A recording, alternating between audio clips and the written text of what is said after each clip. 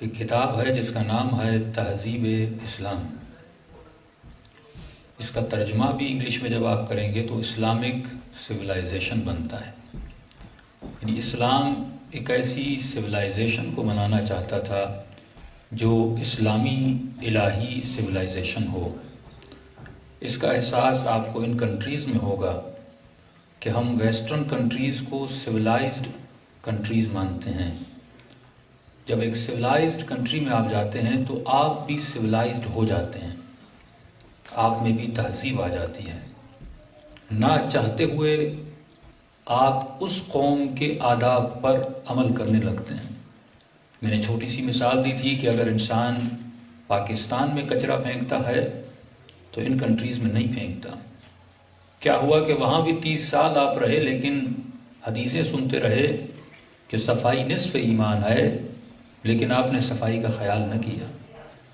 روایتیں سنتے رہے کہ گھر کو صاف رکھنا ہے، اپنے سٹی اور شہر کو صاف رکھنا ہے. چھوٹی سی مثال ہے، لیکن اس پر بھی ہم عمل نہ کر پائے. لیکن وہی مسلم جب ویسٹرن ورلڈ میں آتا ہے تو یہاں پہ کچرا نہیں پھینکتا. یہ سویلائزڈ قوموں کا اثر ہوتا ہے، وہ آپ کو سویلائزڈ بنا دیتی ہے. اسی لیے ملتا ہے جب امام کا ظہور ہوگا تو امام کے ظہور کے بعد کوئی بچہ زانی نہیں ہوگا، کوئی شخص شرابی نہیں ہوگا، کوئی آدمی گنہگار نہیں ہوگا. اس زمانے میں جو پیدا ہوگا وہ مومن پیدا ہوگا. یہ مومن پیدا کیسے ہوگا؟ کیونکہ امام ایک ایسا سویلائزڈ معاشرہ بنا دیں گے، ایک ایسا اسلامی معاشرہ بنائیں گے جس میں معاشرہ پابند کرے گا کہ لوگ نیک ہو جائیں، جس میں معاشرہ لوگوں کو پش کرے گا کہ تمہیں اچھے عمل کی طرف جانا ہے. یہ معاشرہ ہے جو آپ کو سکھاتا ہے. اسی لیے ہم نے نوح کی مثال دی کہ نوح نے دعا کی پروردگارا میری قوم کو تباہ و برباد کر دے. اللہ نے کہا نوح اتنی سخت بد دعا کیوں دے رہے ہو؟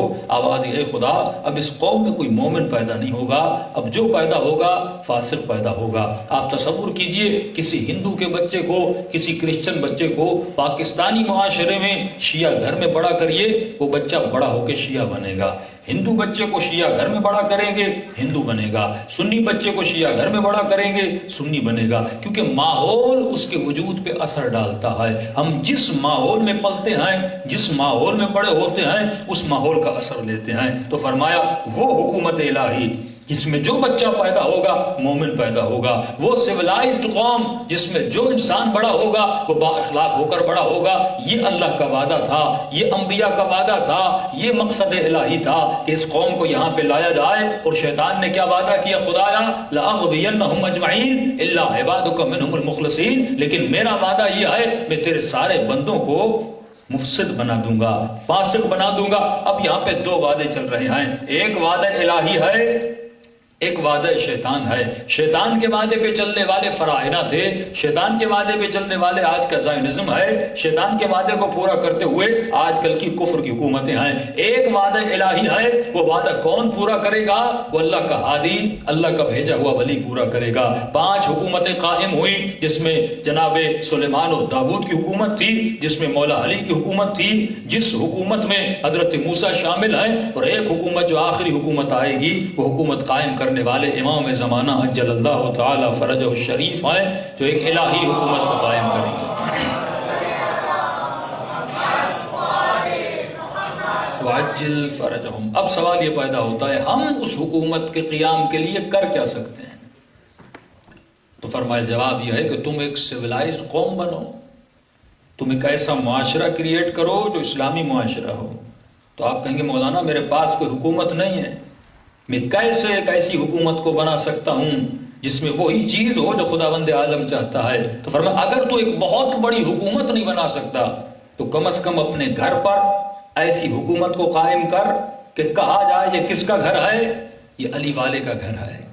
اس گھر کی نشانیاں اور ہونی چاہیے، اس گھر کا انداز اور ہونا چاہیے، اس گھر کے بچوں کا اٹھنا بیٹھنا اور ہونا چاہیے، ان کا کلچر، ان کی ثقافت اور ہونی چاہیے، ان کی تہذیب اور ہونی چاہیے. آپ دیکھیں انگریز جہاں جہاں پہ گیا اپنی تہذیب کو لیتا گیا، 100 سال انڈیا میں رہا، پاکستان میں آیا، اس نے اپنی تہذیب کو قائم رکھا۔ اور کیونکہ سویلائزڈ قومیں دوسری قوموں پر اثر انداز ہوتی ہیں، ہم ان کو کاپی کرتے ہیں، ان کی لینگویج ہمارے لیے کاپی کرنا ضروری ہو گئی، کیونکہ سویلائزڈ قومیں کوئی سسٹم بناتی ہیں۔ کوئی قوم تب تک سویلائز بنی نہیں سکتی جب تک اس کے پاس مضبوط اکنومیکل پاور نہ ہو، جب تک اس کے پاس مضبوط میڈیا نہ ہو۔ یہ دونوں چیزیں تھیں، لیکن امام حسین جاتے جاتے آپ کو ایک میڈیا دے کر گئے، جس میڈیا کا نام ہے عاشورہ، جس میڈیا کا نام ہے کربلا، جس میڈیا کا نام ہے آزاداری۔ یعنی آج دنیا میں اگر شیعہ پہچانے جاتے ہیں تو امام حسین کی وجہ سے پہچانے جاتے ہیں۔ یہ اشارے تھے، یہ کلوز امام حسین کے تھے جو آپ کو سولائی قوم بنانا چاہتے تھے۔ یعنی دوسری طرف وہ حکومتیں جن کے پاس پاور بھی تھا، جن کے پاس پیسہ بھی تھا، جن کے پاس طاقت بھی تھی، اس میں بنو امیہ بھی شامل ہیں، اس میں بنو عباس بھی شامل ہیں۔ یعنی فوج بھی ان کے پاس ہے، پیسہ بھی ان کے پاس ہے، دولت بھی ان کے پاس ہے، سب کچھ ان کے پاس تھا، لیکن اہل بیت کے پاس ایک چیز تھی جس کا نام تھا کربلا۔ یعنی انہوں نے اس مکتب کو اگر پھیلایا تو کربلا کی وجہ سے یہ وہ جلوس اہل بیت نکالتے تھے، یہ وہ عزاداری اہل بیت کرتے تھے جس کی وجہ سے شیعہ بڑھے۔ اب کسی نے میرے 90 امام سے سوال کیا کہ مولا یہ بتائیے، ہر نبی کا ہر زمانے میں کوئی نہ کوئی معجزہ تھا۔ موسیٰ کا معجزہ عصا، عیسیٰ کا معجزہ تھا مردوں کو زندہ کرتے تھے، ہمارے نبی کا معجزہ یہ تھا، اس زمانے میں قرآن بہت بڑا معجزہ تھا۔ لیکن مولا آج کے زمانے کا سب سے بڑا معجزہ کیا ہے کہ جس کے ذریعے سے ہم لوگوں کو انسپائر کر سکیں؟ یعنی حضرت موسیٰ عصا کو پھینکتے تھے، لوگوں نے اژدہا کو دیکھا، موسیٰ پر ایمان لایا، رسول خدا نے قرآن کو لایا، لوگوں نے قرآن کو پڑھا، ایمان لایا۔ مولا بتائیے وہ کون سا آج کے زمانے میں سب سے بڑا معجزہ ہے جس کو دکھایا جائے اور لوگ مسلمان ہو جائیں یا مکتب اہل بیت کے اندر آ جائیں؟ تو امام فرماتے اس صدی کا، یعنی اس زمانے سے لے کے قیامت تک کا جو سب سے بڑا معجزہ ہے، اس معجزہ کا نام ہے عقل۔ اگر تو کسی کو شیعہ بنا سکتا ہے تو عقل کے ذریعے سے، اگر تو کسی کو مسلم بنا سکتا ہے تو عقل کے ذریعے سے۔ اور پھر فرمایا اہل بیت سے محبت وہی کرتا ہے جو صاحب عقل ہے، بے وقوف کبھی بھی اس در پہ آ ہی نہیں سکتا۔ اب کوئی بھی آپ کو کہے، آپ اپنے مکتب کو دیکھیے، عقل کیوں ضروری ہے؟ کیونکہ بخاری اور مسلم سنیوں کے پاس ہے، شیعوں کے پاس نہیں، بہار شیعوں کے پاس ہے، سنیوں کے پاس نہیں، قرآن مسلم کے پاس ہے، مسیحیوں کے پاس نہیں، بائبل ان کے پاس ہے، آپ کے پاس نہیں۔ لیکن ایک چیز خدا نے سب کو عطا کی ہے جس کا نام ہے عقل۔ لاجک ہر ہیومن کے پاس ہے، ہر انسان کے پاس لاجک ہے۔ تو بہترین دلیل جس سے مکتب کو منوا سکتے ہو، اس دلیل کا نام کیا ہے؟ لاجک ہے۔ اور امام فرماتے ہمارے مکتب کا ماننے والا کون ہے؟ لاجک اور عقل مند والا ہوتا ہے۔ فرمایا سویلائزیشن کو قائم کون کر سکتا ہے؟ جو صاحب عقل ہوتا ہے۔ انسان کامل کون ہوتا ہے؟ جو صاحب عقل ہوتا ہے۔ متقی کون ہوتا ہے؟ جو صاحب عقل ہوتا ہے۔ حسین کے لشکر میں کون جاتا ہے؟ جو صاحب عقل ہوتا ہے۔ فرمایا دنیا کے معیار الگ ہیں، ہمارے معیار الگ ہیں۔ دنیا والے عقل مند، دیکھیے دو چیزیں ہیں نا، ایک ہے جہل، ایک ہے عقل۔ جہالت دنیا والوں سے پوچھو گے تو دنیا والے کہیں گے جاہل وہ ہے جسے پڑھنا لکھنا نہ آتا ہو۔ اہل بیت کے نزدیک ایسا نہیں ہے۔ امام فرماتے جیسے پڑھنا لکھنا نہیں بھی آتا لیکن وہ عقل مند بھی ہو سکتا ہے۔ دنیا کے مقابلے میں جہالت ہے علم کی، یعنی جہالت نالج کے مقابلے میں ہے، لیکن امام فرماتے ہیں جہالت کس کے مقابلے میں ہے؟ عقل کے مقابلے میں۔ مثال دوں، آپ کسی ڈاکٹر کے پاس گئے اور آپ نے کہا کہ مجھے گلے کی تکلیف ہے، تو اس نے سوال کیا آپ سگریٹ پیتے ہو؟ آپ نے کہا۔ تو اس نے کہا آج کے بعد سگریٹ پینا چھوڑ دینا کیونکہ یہ آپ کو بیمار کر سکتا ہے۔ آپ نے کہا ٹھیک ہے ڈاکٹر صاحب، آج کے بعد سگریٹ نہیں پیوں گا۔ ایک دو ہفتے کے بعد دوست کی شادی تھی، آپ اس کی شادی میں چلے گئے اور آپ نے کیا دیکھا؟ وہی ڈاکٹر جس نے سگریٹ سے منع کیا تھا وہ خود سگریٹ پہ سگریٹ پی رہا ہے۔ تو آپ سے سوال ہے کہ اسے علم تھا کہ نہیں کہ سگریٹ نقصان دیتا ہے؟ نالج تھی کہ نہیں کہ سگریٹ نقصان دیتا ہے؟ لیکن نالج کے ہونے کے باوجود یہ ڈاکٹر سگریٹ پی رہا ہے، اس کا مطلب یہ ہے علم ہے، عقل نہیں ہے۔ یہ جملہ مولا علی کا، یعنی تم یہ نہیں کہہ سکتے کہ علم عقلانیت کی دلیل ہے، اور یہ بھی نہیں کہہ سکتے جسے پڑھنا لکھنا نہیں آتا وہ جاہل ہے۔ اور میں جہل عقل کے مقابلے میں آئے، کتنا بھی پڑھ لکھ جائے لیکن اگر اپنے علم پہ عمل نہیں کرتا، دنیا تو عالم کہے گی، اہل بیت سے جاہل کہیں گے۔ جاہل وہ ہوتا ہے جو اپنے عقل پہ عمل نہیں کرتا. کئی آیت قرآن کی پروردگار عالم آواز دیتا ہے کہ افلا یعقلون، میں نے عقل دی ہے سوچتے نہیں، افلا یفقہون یہ تفقہ نہیں کرتے، لہم آذان لا یسمعون کان تو ہے پر یہ سنتے نہیں ہیں. خدا کان ہے تو کیسے نہیں سنتے؟ اولاد اولئک وقر فی آذانہم، ان کی مثال ایسے ہے جیسے ان کے کانوں میں کنکر ڈال دیا گیا ہو.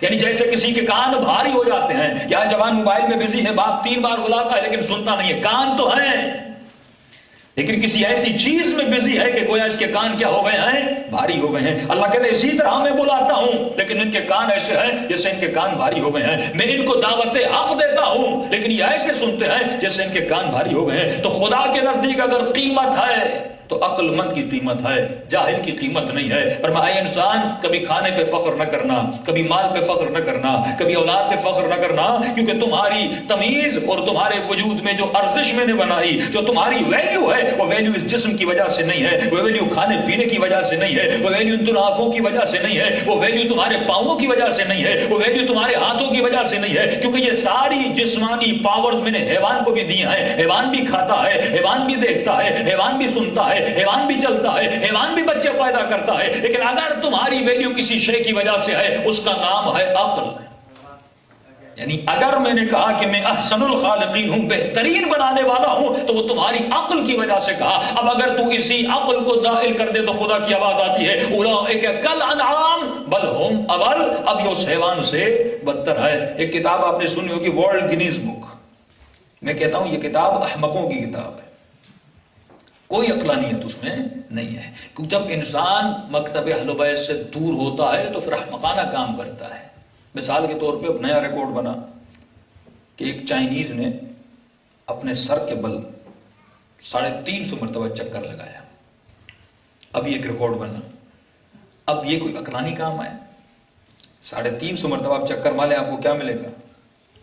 یعنی جب آپ در اہل بیت سے دور ہوتے ہیں نا تو پھر شیطان آپ کو لہو و لعب میں ایسے کاموں میں لگا دیتا ہے جس میں محنت بھی ہے، جس میں زحمت بھی ہے، لیکن جس کا آؤٹ پٹ کچھ بھی نہیں ہے. صرف اتنا ہے کہ آپ کا نام لکھا جاتا ہے ورلڈ گنیز بک میں. اب ایک خاتون نے ریکارڈ بنایا، اس نے تقریباً کوئی 15 منٹ میں 30-40 برگر کھا لیے. اب یہ اس کا ریکارڈ تھا، کتنے برگر کھائیے. اب ذرا سوچئے اگر اس میں عقل ہوتی، کیا یہ کمال بشر ہے کہ تم کتنے منٹ میں کتنا کھاتے ہو؟ کہ یہ کمال بشر ہے کہ ہم چھوٹے ہوتے تھے اور پاکستان میں یہ ریس لگتی تھی جب ہم کالج سے باہر جاتے تھے تو اسٹوڈنٹس جو ہوتے تھے نا وہ دکان پہ جاتے تھے، کہتے تھے ایک سانس میں جو 1 مرتبہ بوتل پی لے. بھائی اگر تم پی بھی لو تو کیا ملے گا؟ اس میں کون سا کمال ہے؟ یعنی انسان ایسے کام کرتا ہے جس میں کوئی عقلانیت نہیں ہوتی، جہالت ہی جہالت ہوتی ہے. اب اس خاتون نے مثلا 40 برگر کھائیے. ٹھیک ہے بھائی، آپ نے 15 منٹ میں 40 برگر کھا لیے. اگر کمال ہے کہ 15 منٹ میں کون 40 برگر کھاتا ہے تو میں 100 برگر رکھتا ہوں اور بھینس 10 منٹ میں کھا لے. اگر زیادہ کھانا کمال ہوتا تو بھینس آپ سے زیادہ کھا سکتی ہے. اگر آپ یہ کمال سمجھتے ہو کہ میں 100 kg وزن اٹھا لیتا ہوں، اگر یہ کمال ہے تو گدھا آپ سے زیادہ اٹھا لے. ہاں، اگر یہ کمال ہے میں بچے زیادہ پیدا کر سکتا ہوں تو کئی حیوان ہیں جو آپ سے زیادہ بچے پیدا کر سکتے ہیں. کمال انسان کس میں ہے؟ تمہارا کمال عقل میں ہے. کمال یہ ہے کہ میں نے تجھے عقل دی ہے، تو دنیا میں آنے کے بعد اپنی عقل کو تو نے بڑھایا کتنا، یا اور گھٹاتا گیا. جو پاور میں نے تجھے دیا اس پاور کو تم نے بڑھایا کیوں؟ کتنا بڑھایا؟ بھائی یہ تار ہے، ایک تار کا وولٹیج ہے 220، ٹھیک ہے، اس کا لمیٹڈ وولٹیج ہے، اس کو بڑھا نہیں سکتے. لیکن فرمایا میں نے جو تمہیں کیپیسٹی دی ہے اس کیپیسٹی کو تو بڑھا سکتا ہے، تو انسان کامل بن سکتا ہے، تو میسم بن سکتا ہے. یہ ایمان کے درجات جو آپ سنتے ہیں، پہلا درجہ دوسرے درجات ہیں کیا؟ یہ صرف سننے کی باتیں ہیں. کب تک ہم ممبر سے پہلی کلاس کا درس دیتے رہیں گے؟ نماز پڑھو نماز پڑھو نماز پڑھو. بھائی پڑھنے کے بعد اور بھی تو مراتب ہیں، ایک اور بھی تو کائنات ہے. لیکن انسان اتنا اپنے جسم کی خدمت میں مصروف ہے، جس جسم کو فنا ہے، جو جسم ختم ہو جائے گا. یہ تصور جو لگژری لائف اسٹائل کا تصور مغرب نے دیا، جو سیلفشنس کا تصور ہے، جس میں مجھے اپنے جسم کے لیے گاڑی لینی ہے، جس میں مجھے صرف اپنا گھر بنانا ہے، جس میں مجھے اپنے لیے نرم بستر کا انتخاب کرنا ہے، جس میں اس نے اتنی ورائٹیز کو بنا دیا کہ میں ہر سال اپنے گھر کے لوازمات کو چینج کرتا ہوں، وہ مجھے سوچنے کا موقع نہیں دیتا کہ انسان یہ جسم تو مٹی میں مل جائے گا. ایک اور چیز ہے جسے ابدی حیات کا نام دیا گیا، جسے روح کا نام دیا گیا. جب جسم کا پوچھا گیا تو معصوم فرماتے جسم کی حقیقت کیا ہے؟ جسم کھال، جسم گوشت، جسم ہڈیاں اور جسم پیپ ہے، یہ جسم پوری زمین میں مل جائے گا اور ختم و برباد ہو جائے گا، لیکن اے انسان جس چیز کو اللہ نے بقا دی ہے وہ بقا روح کو ہے۔ یہ بتا تم نے اپنی روح کے لیے کیا کیا؟ تم نے گھر بنایا تو جسم کے لیے بنایا، تم نے کھانا بنایا تو جسم کے لیے بنایا، تم نے شادی کی تو جسم کے لیے دی، تم نے جتنی ضرورتوں کو پورا کیا وہ ساری ضرورتیں حیوان بھی پورا کرتے ہیں، لیکن کمال انسانیت یہ تھا تم نے اپنی عقل کو کتنی ارتقا دی، تم نے اپنی عقل کو کتنا بڑھایا۔ مولا یہ عقل کیسے بڑی ہوتی ہے، یہ عقل کیسے موٹی ہوتی ہے؟ فرمایا جس طرح تمہارے جسم کی غذا ہے اسی طرح عقل کی غذا ہے، تو جسم کو فوڈ دیتا ہے، تو جسم کو فروٹ کھلاتا ہے، تو جسم کو مختلف آسائشیں دیتا ہے جس سے جسم تنومند ہوتا ہے، اس کو پروٹین کی ضرورت ہے، اس کو منرلز کی ضرورت ہے، اسی طرح تمہاری عقل کو بھی پروٹین کی ضرورت ہے۔ مولا یہ وزڈم، یہ عقل کیسے بڑھے گی؟ فرمایا عقل کی بھی غذا ہے، جسم کی بھی غذا ہے۔ جسم کی غذا مٹیریلسٹ ہے کیونکہ عقل مٹیریلسٹ نہیں ہے، عقل عالم تجرد سے آیا ہے، عالم بالا سے آیا ہے اور اسی عالم میں اس کو پلٹ کے جانا ہے، لہٰذا اس کی غذا بھی ایسی ہونی چاہیے۔ مولا اس کی غذا کیا ہے؟ فرمایا تم نے حدیث نہیں سنی، نبی خدا کی فرماتے ہیں انا مدینۃ العلم وعلی بابها، میں شہر علم ہوں اور علی اس کا دروازہ ہے۔ تمہاری عقل کی غذا ہے علم، جتنا علم لوگے اتنی تمہاری عقل مضبوط ہوتی جائے گی۔ تو یہ علم ہے جو عقل کو بلند کرتا ہے۔ بحر العلوم، علم کا دریا تب بنا جب اس کے وجود میں عقل آئی۔ آپ کے مذہب میں معیار امامت کیا ہے؟ جتنا بڑا عالم اتنا بڑا امام ہوگا۔ ہمارے ہاں عمر معیار نہیں ہے، بڑھاپا معیار نہیں ہے، قبیلہ معیار نہیں ہے۔ ہم نے امام کس کو مانا؟ جو سب سے بڑا عالم ہو۔ کہ آج کے جوان سوال کرتے مولانا دلیل کیا ہے کہ ہم امام علی کو امام مانے؟ ہم سے پوچھا جاتا ہے تو میں نے کہا یہ عقل اللہ نے دی ہے۔ آج کا اہل سنت جو پہلے مولا کو مولا نہیں مانتا تھا آج مان رہا ہے۔ وجہ کیا ہے؟ یہ جب اقبال کہتے ہیں اس قوم کو بیدار ہو لینے دو، ہر شخص پکارے گا ہمارے حسین، یہ بیداری جسم کی نہیں ہے، جسم تو جاگ رہے ہیں، کما رہے ہیں، گاڑی پہ چڑھ رہے ہیں، یہ بیداری اس عقل کی ہے کہ اس عقل کو بیدار تو ہو لینے دو۔ ہر قوم پکارے گی ہمارے حسین، کیونکہ جب عقل بیدار ہوتی ہے تو آٹومیٹیکلی علی ابن ابی طالب کے در پہ جاتی ہے۔ دلیل ہے کہ کوئی بھی آپ کو کہے بھائی علی کو امام کیوں مانا، آپ علی کی امامت سے دستبردار ہو جائیں، علی کو امام نہ مانیں اور ہماروں کو امام مان لیں۔ آپ کبھی گھبرائیے گا مت، آپ کہیں ٹھیک ہے ہم نے علی کی امامت کو چھوڑ دیا، لیکن ہمارا ایک لاجیکل سوال ہے، اگر ہم علی کو چھوڑ رہے ہیں تو ایسے کو علی کی جگہ پہ امام بنا جو علی سے بہتر ہو۔ سمپل ہے، ایسے کو امام بنا جو کس سے بہتر ہو؟ علی ابن ابی طالب سے بہتر ہو۔ پھر پوچھے گا کس میں بہتر ہو؟ کو ایسا امام لاؤ جو علی سے زیادہ شجاع ہو، ایسا امام لا جو کبھی میدان سے بھاگا نہ ہو۔ یہ ہم نام نہیں لے رہے لیکن دلیل دے رہے ہیں۔ ایسا امام لا جو کسی میدان سے نہ بھاگا ہو، ایسا امام لا جو شب ہجرت موت کے بستر پہ سویا ہو، جگہ جگہ پہ رویا نہ ہو، ایسا امام لا جس نے سلونی کا دعویٰ کیا ہو، چھوٹا چھوٹا مسئلہ اپنی بیٹی سے نہ پوچھا ہو۔ اور ہمارا چیلنج ہے کہ ہم کہتے ہیں جب ہم لفظ عصمت کہتے ہیں، دیکھیے آج آپ اس لاجک سے بڑی آسانی سے لوگوں کو شیعہ بنا سکتے ہیں، کیونکہ وہ خود اپنی دلیلوں میں پھنسے ہوئے ہیں۔ جیسے جیسے عقل کو ارتقا ملتا ہے تو امام ایسے نہیں فرماتے، امام فرماتے ہیں یہ معاشرہ جنگ عقل کا معاشرہ ہے، یہ صدی، یہ سینچری عقل کی صدی ہے۔ تم جتنا عقل مندی سے مذہب اہل بیت پہ لوگوں کو لا سکتے ہو اتنا کسی اور چیز سے نہیں لا سکتے، کیونکہ حدیث میں، روایات میں، کتابوں میں اتنی تعریف کی گئی، انہوں نے اپنے بڑوں کو بت بنا دیا۔ ہمارے یہاں کوئی کتاب نہیں کہ ہم کہیں یہ ساری کتاب صحیح ہے، لیکن لفظ ہی صحیح البخاری، لفظ ہی صحیح المسلم، یعنی یہ کتابیں صحیح ہیں۔ پھر جب آپ انہی سے سوال کرتے ہیں وہ خود پھنس جاتے ہیں۔ یہ واحد آپ کا مکتب تھا جس میں حسین بن علی نے آپ کو جرت دی، 1100 سال پہلے آپ کو جرت دی کہ سوال کرنے کی جرت، ظالم کے سامنے کھڑے ہونے کی جرت، فاسق کو فاسق کہنے کی جرت اور مظلوم کا ساتھ دینے کی جرت، یہ کس نے دی؟ مولا نے دی۔ میں سمجھتا مار کھڑے ہو جاتے ہیں ظلم کے مقابلے میں، زبان کٹتی ہے تو کٹ جائے، بازو کٹتے ہیں تو کٹ جائیں، وجود کو جلا دیا جاتا ہے تو جلا دیا جائے، لیکن وہ حق کی آواز کے لیے کھڑے ہوتے ہیں۔ اور آج وہ روشنی پوری امت مسلمہ کا حال آپ دیکھیں تو کیا ہے، وہ نظام کفر کے سامنے ایسے جھکے ہوئے ہیں جیسے حیوان اپنے مالک کے سامنے جھکتا ہے، جیسے کتا اپنے مالک کے سامنے اس کی حفاظت میں بھونکتا ہے، یہ اسی طرح امت مسلمہ کے جتنے بھی سربراہ ہیں نظام کفر کے سامنے جھکے ہوئے ہیں. لیکن اگر آج کوئی قوم فخر سے سر بلند کر سکتی ہے تو علی کے ماننے والے فخر سے سر بلند کر سکتے ہیں. آج ہر کوئی دشمن سے ڈرا ہوا ہے اور دشمن کے سامنے کامتا ہے. وہ اسلام کا عالم تھا جب لوگ ہماری فوجوں سے ڈرتے تھے، اور آج یہ مسلمانوں کا عالم ہے. اپنی حفاظت کے لیے ان کی فوجوں کو بلایا جاتا ہے اور اپنے ملکوں کی حفاظت کی جاتی ہے. آج اگر کوئی فخر سے کھڑا ہے تو کون ہے؟ یہ شیعہ ہے. نتنیاہو سے جب انٹرویو لیا گیا اسرائیل کے پریزیڈنٹ سے، کہا کہ 3 ملکوں کا نام لو جس سے آپ کو خطرہ ہے. 3 ہی مرتبہ کہا ایران ایران ایران. کہاں تھا سعودی عرب؟ کہاں تھے دوسرے ممالک؟ ان کا قانون تھا، یعنی دماغوں کو فریز کر دیا گیا، صدیوں سے فریز کر دیا گیا. ایک قانون بنایا، اگر حکمران لو کان فاسقا، اگر فاسق ہو، او فاجرا، اگر فاجر ہو، او حبشیا، اگر حکمران حبشی ہو یعنی غیر عرب ہو، عجم ہو، فاسق ہو، فاجر ہو، اگر اکثریت نے اسے چنا ہے تمہیں اعتراض کرنے کا حق نہیں ہے. یعنی لاجک کا دروازہ بند، عقل کا دروازہ بند، کیونکہ اکثریت نے چنا ہے. یہ دلیل تھی بنو عباس اپنے وجود کو کھڑا کرنے کے لیے، اور بنی امیہ اپنے وجود کو کھڑا کرنا چاہتے تھے، کیونکہ بنیاد سقیفہ کی بھی یہی تھی کہ اکثریت نے چنا تھا. کیونکہ اکثریت نے چنا ہے تمہیں اعتراض کا حق نہیں ہے. اور جس نے اعتراض کیا اس کا حال وہی ہوا جو جناب ابو ذر کا حال ہوا، شہر سے نکال دیا گیا. کیا ان صحابہ کا نام تمہیں یاد نہیں ہے کہ جن صحابہ کو اختلاف کرنے کی بنیاد پر شہر سے نکال دیا گیا تھا؟ کیونکہ حق نہیں تھا، کیونکہ اکثریت نے چنا ہے. تو کہتے چلو پہلے نیک تھے، فلاں فلاں تھے، لیکن اس کے بعد جو چنے گئے، یزید جیسا شخص حاکم بن جاتا ہے.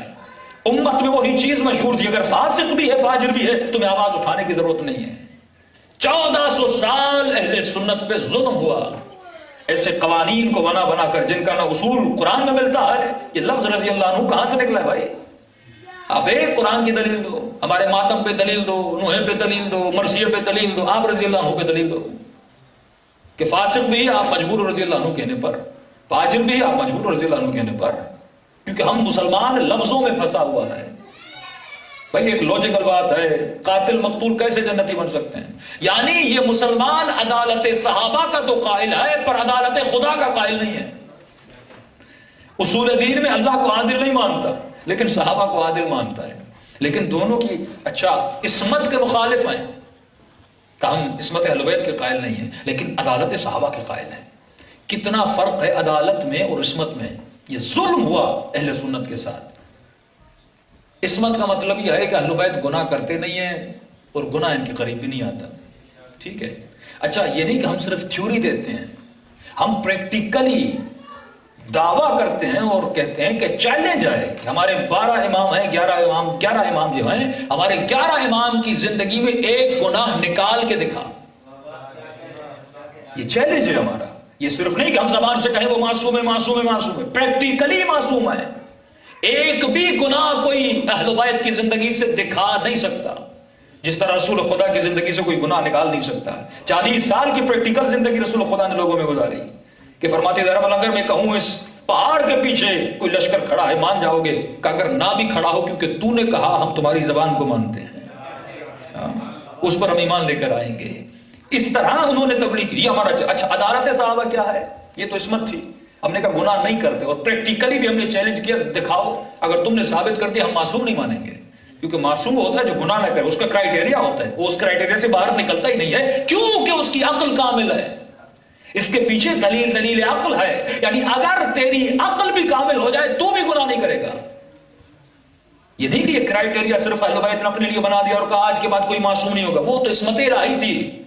لیکن کوئی شخص ہے جو کہے کہ میں نے خمینی کو گناہ کرتے ہوئے دیکھا، کوئی شخص ہے جو کہے میں نے بہجت کو گناہ کرتے ہوئے دیکھا، کوئی ہے جو کہے میں نے بحر العلوم کو گناہ کرتے ہوئے دیکھا، کوئی ہے جو کہے میں نے سیستانی کو گناہ کرتے ہوئے دیکھا. آغا بہجت و خمینی کے لیے تو مشہور تھا، کہتے گناہ تو دور ہم نے کبھی مکروہ کرتے ہوئے نہیں دیکھا.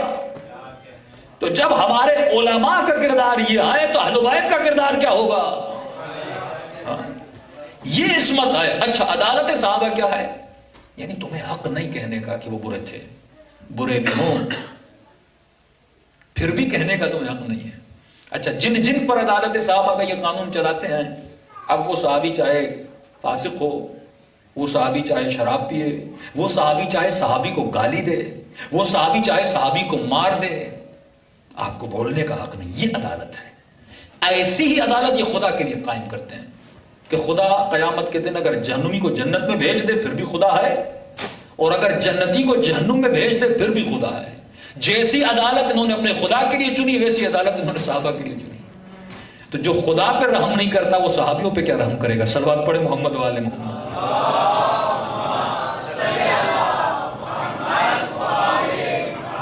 وعجل فرجهم، کیونکہ ذرہ برابر لوجک نہیں ہے، ذرہ برابر لوجک نہیں ہے۔ اور تھوڑا بہت ان کی لوجک آئی، بہت سارے علماء نے کام بھی کیا، لیکن وہ بھی آدھے راستے تک، کیونکہ کمپلیٹ ایمان تب تک نہیں آئے گا جب تک ان کی رسی اہل بیت کے ساتھ نہیں ملتی۔ کمپلیٹ ایمان تب آتا جب اہل بیت کے کہف میں آؤ گے، جب باب مدینہ، خود پڑھتے ہیں نا مدینۃ العلم وعلی بابھا، میں شہر علم اور علی اس کے کیا ہیں؟ دروازے ہیں۔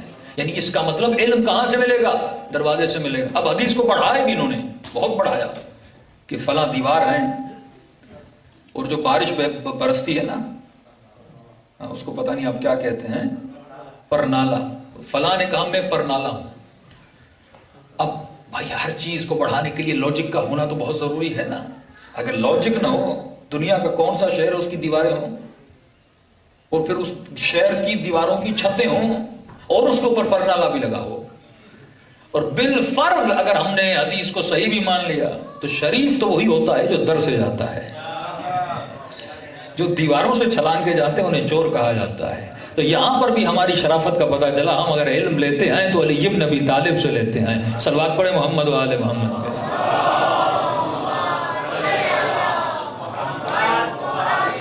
محمد عجل کر۔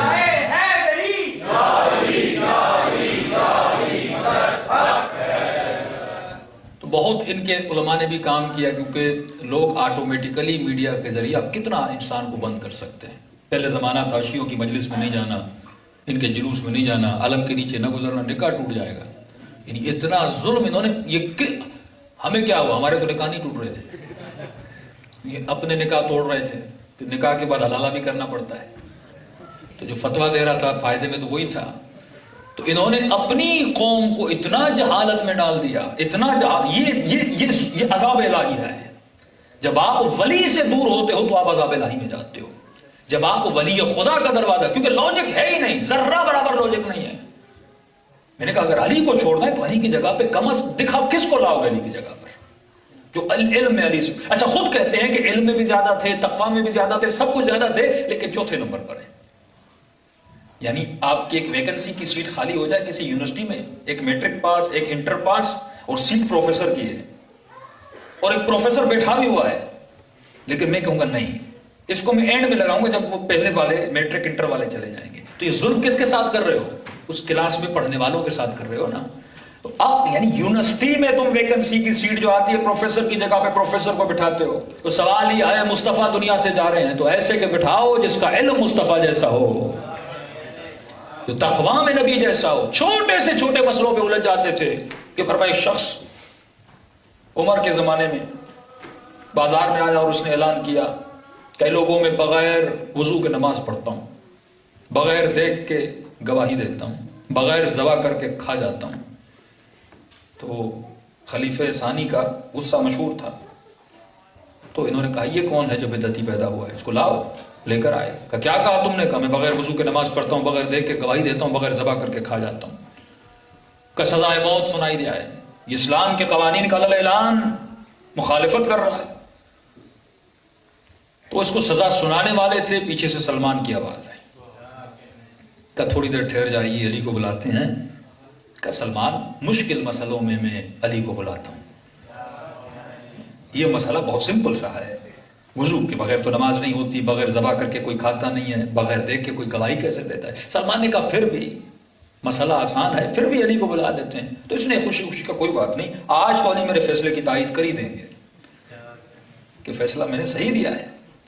امام علی کو بلایا گیا، جیسے مولا دربار میں داخل ہوئے، مولا نے وہیں سے کہا کہ جو کچھ یہ کہہ رہا ہے صحیح کہہ رہا ہے۔ کہ یاد یہ کیسی باتیں کر رہے ہیں، بغیر وضو کے نماز کہاں ہوتی ہے؟ تو امام نے فرمایا نماز جنازہ میں وضو کی ضرورت نہیں ہے۔ اس سے پوچھو تو صحیح وہ کس نماز کی بات کر رہا ہے، پہلے ہی فتویٰ دے دیتے ہو جس طرح شیعوں پہ فتوے لگتے ہیں۔ نہ پوچھا بھئی، اگر کسی پہ جرم ہوتا ہے نا، دنیا کی کون سی عدالت ہے جو مجرم کو بلائے بغیر سزا دے؟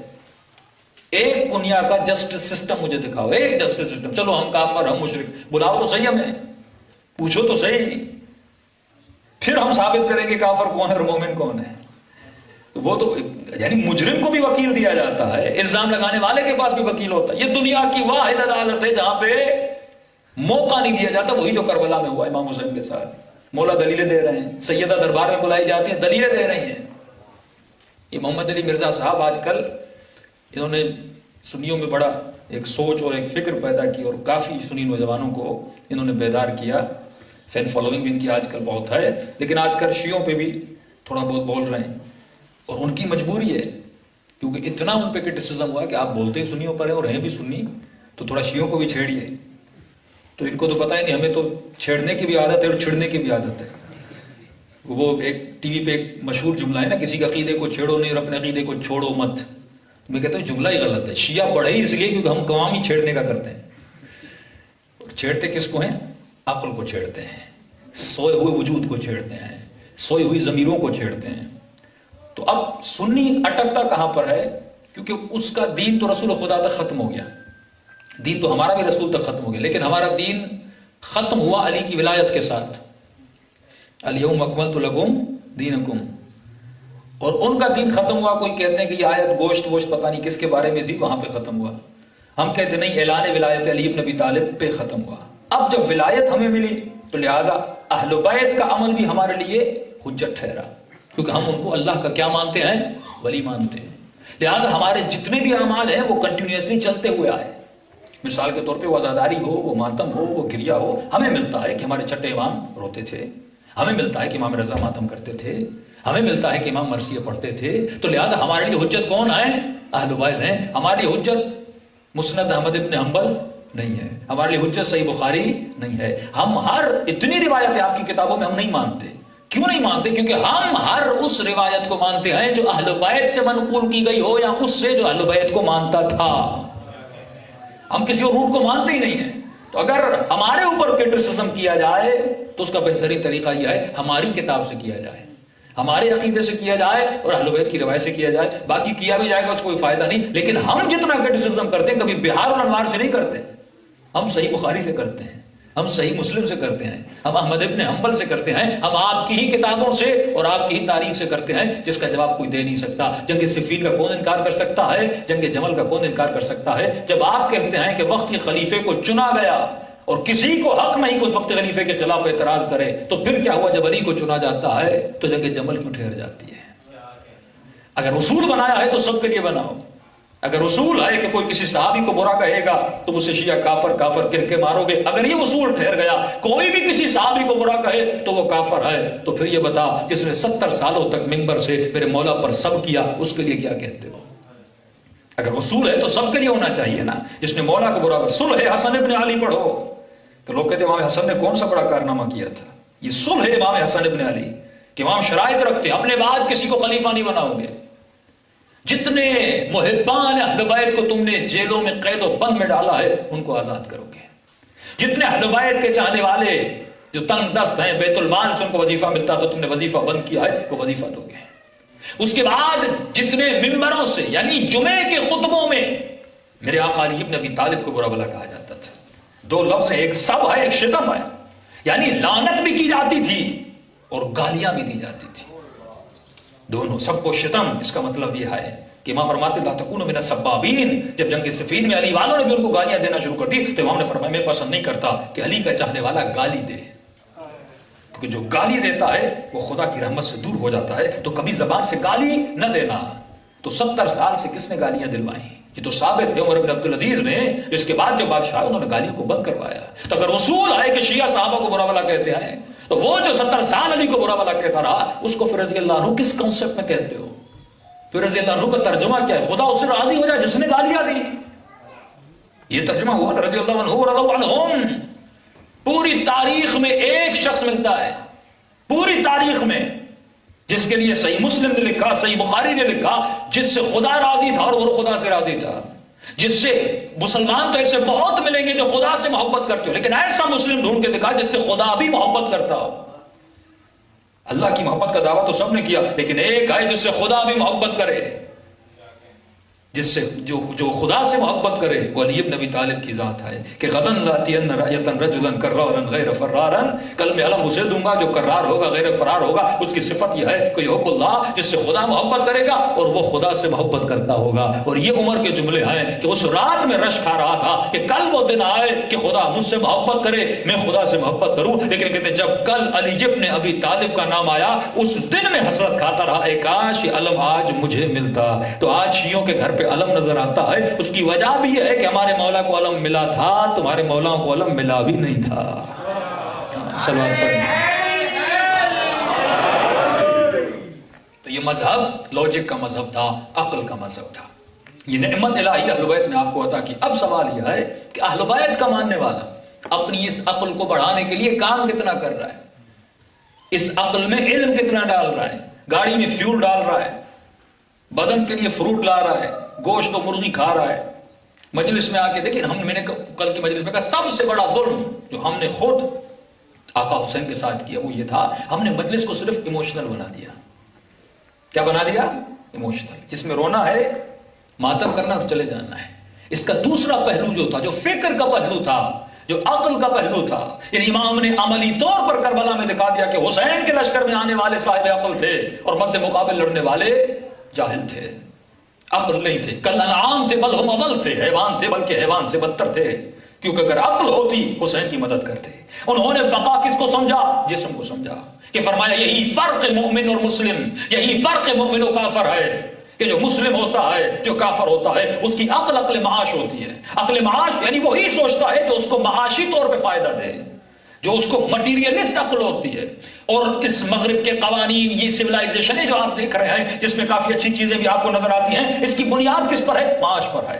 یعنی یہ کام کرو گے اتنا فائن لگے گا، یہ کام کرو گے اتنے پیسے ملیں گے، یہ کام کرو گے اتنے پیسے تم سے لیے جائیں گے. کبھی ٹیکس کی مد میں، کبھی فائن کی مد میں آپ کو باادب بنایا جاتا ہے. لیکن جب اللہ کی سویلائزیشن میں آؤ گے، یہاں پہ عقل کو مضبوط کیا جاتا ہے. یعنی اگر پیسے کی لالچ نہ بھی ہو، حسین کے لشکر میں جائے گا. حبیب کو کیا ملا؟ لیکن عقل معاد تھی. ہور کیوں بنا؟ فرمایا جب خیمے میں ہور بیٹھا تھا اور یہی سوچ رہا تھا، ہور جب بیٹی روتی ہوئی آئی، بابا خیموں سے آ رہی ہوں، حسین کی بچی پیاسی ہے، مجھے ایک گلاس پانی دو. اتنا کہنا تھا، اور کے بدن میں کباٹ تاری آ گئی. اے ہور، جس حسین کی ماں کو ایک جملہ کہہ نہ پائے، معاد ہور کا مضبوط تھا. ہور قیامت پہ ایمان رکھتا تھا. اے ہور، قیامت کے دن اسی حسین کے نانا کو کہو گے کیا؟ معاد پر ایمان تھا. جس کا معاد پر ایمان ہوتا ہے وہ اہل بیت پر ایمان لاتا ہے. جس کا قیامت پر ایمان ہوتا ہے اس کی زندگی میں، یعنی عقل اگر مضبوط کرنی ہے تو عقل میں سب سے پہلے جس چیز کو ڈیولپ کرنا ہے وہ قیامت کا نظریہ ہے، وہ جہنم اور جنت کا نظریہ ہے. فرمایا شیطان بھی تجھے نظریے دیتا ہے، لیکن اس کے نظریوں کی بنیاد وہاں پر ہوتی ہے، تمہارے نظریے کی بنیاد قیامت پر ہوتی ہے. مثلا شیطان بھی تجھے وعدہ دیتا ہے، پیسے کا وعدہ، لذت کا وعدہ، بہت ساری چیزوں کے وعدے تجھے دیتا ہے. شیطان بھی ایک خیالی دنیا کو خلق کرتا ہے، اس میں کریٹیوٹی پیدا کرتا ہے. خدا بھی ایک خیال کی دنیا کو کریٹ کرتا ہے. آپ نے جنت کو دیکھا نہیں، لیکن خدا نے جنت کا خیال پیدا کیا. آپ نے حور کو دیکھا نہیں، لیکن خدا نے بڑے اچھے طریقے سے حور کو ڈسکرائب کیا. اس کی آنکھیں کیسی ہیں، اس کا وجود کیسا ہے. اللہ نے نہروں کا بتایا، وہاں پہ شہد کی نہر ہے، وہاں پہ دودھ کی نہریں ہیں. اللہ نے تصور جنت دیا جس کو آپ نے دیکھا نہیں، لیکن اپنے خیال میں اس کو کریٹ کیا ہے. اسی طرح شیطان بھی خیالات کو کریٹ کرتا ہے، لیکن خدا کے خیال کے پاس حقیقت ہوتی ہے، شیطان کا خیال فیک ہوتا ہے. یہ جتنی فلمیں آپ دیکھتے ہیں یہ فیک خیالات ہیں. اسپائڈر مین، بیٹ مین، یہ ساری کیا ہیں؟ یہ فیک خیالات ہیں. اسپائڈر مین جیسا کوئی وجود ہی نہیں ہے، بیٹ مین جیسا کوئی وجود ہی نہیں ہے، آئرن مین جیسا کوئی وجود ہی نہیں ہے. لیکن آپ کے بچوں کو فیک خیال دیا جاتا ہے، کہیں یہ سچے خیال کی طرف نہ جائیں. اور اتنا اس کو مضبوط کیا جاتا ہے کہ یہ بچہ اپنے باپ سے فرمائش کرتا ہے کہ میرے لیے وہ ڈریس لاؤ جس پر اسپائڈر مین ہو، جس پر آئرن مین ہو. یہ اس کا رول ماڈل بن جاتا ہے. کبھی یہ بچہ یہ نہیں کہتا بابا کوئی اینجل ہو، کوئی جنت کا میپ ہو، حسین بن علی کی تصویر ہو، علی بن ابی طالب کا نام ہو. یعنی خیالات کو کتنا شیطان، یہ شیطانی دنیا، کیونکہ یہ بھی خیال کو امپروو کرتی، لیکن اس کے خیال کے پیچھے فیکنس، جھوٹا خیال ہوتا ہے. اللہ سچا خیال دیتا ہے. یہی تو ہے کہ رات کو بیٹھ، قرآن کو پڑھ اور قرآن کے خیال کو اپنے وجود کے اندر ڈیولپ کر. شیطان کے پاس ایک طاقت ہے جس طاقت کے ذریعے وہ تمہیں گمراہ کرتا ہے، اور اس طاقت کا نام ہے وہم، امیجنیشن. یہ امیجنیشن کے ذریعے سے تمہاری زندگی کو ہینڈل کرتا ہے. اور وہم اتنا پاورفل ہے کہ تم وہم کے ذریعے مر بھی سکتے ہو اور وہم کے ذریعے جی بھی سکتے ہو. مثال کے طور پہ وہم ڈالا آسٹریلیا جاؤ یہاں پہ بڑی کامیابی ہے. وہم ہے نا, وہم ڈالا, پیسہ ہے, مال ہے, کامیابی ہے. لوگ اپنی سرکاری نوکریاں چھوڑ کے آسٹریلیا آئے. میں پرسنلی جانتا ہوں 40,000 روپیز تنخواہ, سرکاری نوکری چھوڑ کے آ گیا اور راستے میں ڈوب کے مر گیا. وہم اس کا قاتل بنا کے نہیں, وہم ہے. ابن سعد کو وہم تھا کہ رائے کی حکومت ملے گی تو بس پتہ نہیں کیا ہو جائے گا. حسین سمجھاتے رہیے تیرا وہم ہے, اس کو شیطان نے کریٹ کیا ہے, حقیقت نہیں ہے. حقیقت جنت ہے, حقیقت قیامت ہے, حقیقت اطاعت الہی ہے. یہ تمہارا وہم ہے اگر بڑی گاڑی ہوگی تو کامیاب ہو, یہ تمہارا وہم ہے اگر بلینئر بنو گے تو کامیاب بنو گے. تو اگر ایسا ہوتا تو خدا کبھی نمرود کو, قارون کو ناکام نہ کہتا, لیکن خدا قرآن میں اگر کسی کو کامیاب کہتا ہے تو ابراہیم کو کامیاب کہتا ہے. سارے لوگوں کو دیکھیں خدا نے کیا کہا, جتنے سیاستدان, جتنے امیر و دنیا, بھائی انسان لے کر کیا جاتا ہے, جتنا تم زیادہ جمع کرو گے کھاؤ گے تو اتنا ہی نا جتنی باڈی کو ضرورت ہے. استعمال تو اتنا ہی کرو گے نا جتنا تمہارے وجود کو ضرورت ہے. باقی کا کیا ہوگا, باقی چھوڑ کے جاؤ گے. لذت ہے دنیا تو محدود ہے, کتنی بار اس لذت کو حاصل کرو گے. قائد النراقی فرماتے دنیا کی ہر لذت کی انتہا نجاست ہے. ہر لذت کی انتہا نجاست ہے. وہ کھانا, وہ پینا, وہ جتنی چیزیں ہیں انتہا نجاست ہے. یہاں تک کہ تمہارا جسم اول ہو نطفہ آخر ہو جیفہ, ابتدا نطفہ ہے, انتہا مردار ہے. کیا ہو جائے گا؟ لیکن انسان بیدار, کیونکہ جب تک جوان ہے اس کا وہم امپروو ہے, لیکن جب جیسے جیسے بڑھاپے کی طرف جاتا ہے, بدن سستی کی طرف جاتا ہے, بیماری کی طرف جاتا ہے, اس وقت سوچتا رہے میں نے کس بات پہ عمل کیا, میں تو وہم کے دنیا کے پیچھے تھا. یہی وہم ہے جو شیطان کریٹ کرتا ہے. اب دیکھیں وہم کتنا پاورفل ہے کہ آپ کا قاتل بھی بن سکتا ہے. مثال کے طور پہ وہ قرآن کی صورتیں جو لفظ قل سے شروع ہوتی ہیں وہ بہت اہم ہوتی ہیں. قل هو اللہ احد, کہہ دے اللہ ایک ہے. قل اعوذ برب الناس ملک الناس الہ الناس من شر الوسواس الخناس الذی یوسوس فی صدور الناس. یہ وسوسے پیدا کر کے تمہارے وہم کو امپروو کرتا ہے. شیطان پلیٹ سامنے کرتا ہے, کھاتے ہم ہیں, کبھی زبردستی آپ کو کچھ نہیں کرواتا. وہ وسوسہ دیتا ہے, اس مائنڈ کے وہم کو امپروو کرتا ہے. اور علی والا وہ ہوتا ہے جس کے وجود کی لاجک اور عقل اتنی مضبوط ہوتی ہے وہ اس کے رحم کو رد کر دیتا ہے. لیکن جس نے اپنی عقل کو امپروو کیا ہی نہ ہو, جس سے پتا ہی نہ ہو کہ میرے وجود میں کون کون سے پاورز ہیں اور مجھے کس پاور کو کتنا استعمال کرنا ہے, اور وسوسے کو سمجھ نہ پائے, اگر وہ مال کو, دنیا کو, زر کو کامیابی سمجھنے لگے اور اطاعت الہی کو کامیابی نہ سمجھے, 70 سال گمراہی کی زندگی میں چلا جائے گا اور آخر میں پتا چلے گا اس کا حال وہی ہوگا جو زبیر کا حال ہوا, جو طلحہ کا حال ہوا. علی کی مدد کرنے والے لیکن ایک وہم کے پیچھے چلے گئے اور اپنے مال دنیا کی خاطر تباہ ہو برباد ہو گئے. یہ وہم آپ کا قاتل بن سکتا ہے. مثال کے طور پہ آپ ایک روم کے اندر ہیں, لائٹس آف ہو گئی, فوراً ایک آواز آئی, اب آپ کا وہم ایکٹیو ہو جائے گا. اب شیطان وسوسہ کرنا شروع کر دے گا کہ بھائی اس روم میں کوئی جن ہے, ٹھیک ہے. پھر ایک اور آواز آئی, پھر اس نے کہا بھائی اب تو جن پکا ہے, ہاں یہاں رات کو قبرستان چلے جائیے. اب وہی قبریں ہیں, سب کچھ وہی ہے. اب وہ مردہ جو خود کو بچا نہ سکا وہ آپ کو کیا کرے گا؟ اچھا یہ تو عنصر عقل کا ہے نا, لیکن وہ ہم کہتے ہیں نہیں یہ تو اٹھے گا. اب اٹھا, پوری زندگی بھائی کے ساتھ, دوست کے ساتھ گزاری, گپے مارے, جوس پیے, پکنکس کی, لیکن وہی دوست مر جاتا, 3 دن اس کے ساتھ رہ کر دکھائے, کبھی نہیں رہے گا. حالانکہ خود بھی جانتا ہے. دیکھیں یہ یقین اور وہم کی منزل ہے. اس کو یقین بھی ہے کہ یہ مر گیا ہے میرا دوست, لیکن کہو اکیلے رات اس کے ساتھ گزار کے دکھاؤ, نہیں گزارے گا. بھائی کس سے ڈر رہے ہو؟ یہ ڈر ہے کہاں؟ یہ بیچارہ پڑا ہوا ہے, فریز ہے, اٹھ بھی نہیں سکتا, خود کو نہ نفع دے سکتا ہے, نہ تو اس سے ڈر رہا ہے, کیونکہ اس کا وہم اتنا امپروو ہے اسے ڈراتا ہے. اب جو وہم ایک مردہ سے ڈرا رہا ہے, اب دیکھیے شیطان آپ کا حال کیا کرتا ہوگا, کیسے کیسے اوہام کو کریٹ کرتا ہوگا اور اس کی بنیاد پر آپ کے ایکشنز کو ہینڈل کرتا ہوگا. آپ سے وہی کروائے گا جو وہ پسند کرتا ہے. ایک ایران کا واقعہ ہے, یہ جو بڑے ٹرک ڈرائیورز ہوتے ہیں, آپ کو پتا ہے بہت لانگ ڈرائیو پہ جاتے ہیں, تو کہتا ہے کہ صبح نماز کا وقت قریب تھا اور انتہا کی سردی تھی اور برف باری تھی, تو میں نے بس کو ایک مسجد پہ روکا. میں نے کہا رات سو بھی لوں گا اور صبح نماز سے پڑھوں گا. رات کا وقت تھا, بہت تھک گیا تھا, بہت سردی تھی, تو میں نے بس کو روکا اور ایک مسجد تھی, مسجد کے اندر گیا. تو اتنی سردی لگ رہی تھی, کانپ رہا تھا, تو دیکھا اس مسجد میں ایک آدمی سویا ہوا ہے، تو میں نے کہا اس کو اٹھانا بھی برا ہے کیونکہ سردی ہے، تو میں نے اسی کا کمبل اوڑا، اسی کے ساتھ سائڈ میں سو گیا۔ صبح ہوئی، جب وقت اذان قریب ہوا، میں اٹھا، میں نے وضو کیا اور میں نے مسجد میں نماز پڑھی۔ اتنے میں دیکھا کہ کافی لوگ دور سے، کیونکہ سردی تھی اور ہاتھ میں مشعل تھے، روشنی میں نے دیکھی کہ لوگ آ رہے ہیں، یا لالٹین جو بھی تھا وہ لے کے مسجد کے قریب آ رہے تھے۔ تو میں نے کہا چلو گاؤں والے آ گئے، ان کا شکریہ بھی ادا کروں گا۔ تو میں نے اتنے مسجد کی کھڑکی کھولی کہ ان گاؤں والوں کو ہیلو اور ہائے کروں۔ وہاں تو ہیلو ہائے نہیں کرتے تھے، سلام علیکم کرتے تھے۔ تو کہا ان سب کو سلام کروں۔ تو اس نے جیسے سر نکالا اور سلام کرنا چاہا، گاؤں والے اس کو دیکھ کے سارے بھاگ گئے۔ یہ پریشان، مجھے دیکھ کے بھاگے کیوں ہیں؟ کہ اتنے میں روشنی ہوئی یہاں تک کہ سورج نکلا اور اندھیرا ختم ہو گیا۔ تو ایک مسجد والا آیا، پھر دوسرا آیا، پھر تیسرا آیا، اس طرح جمع ہوتے گئے، پھر چھپ چھپ کے دیکھ رہے تھے۔ میں نے کہا ان کو ہوا کیا ہے؟ میں نے دروازہ کھولا اور باہر گیا، مجھے دیکھا، پریشان ہوئے۔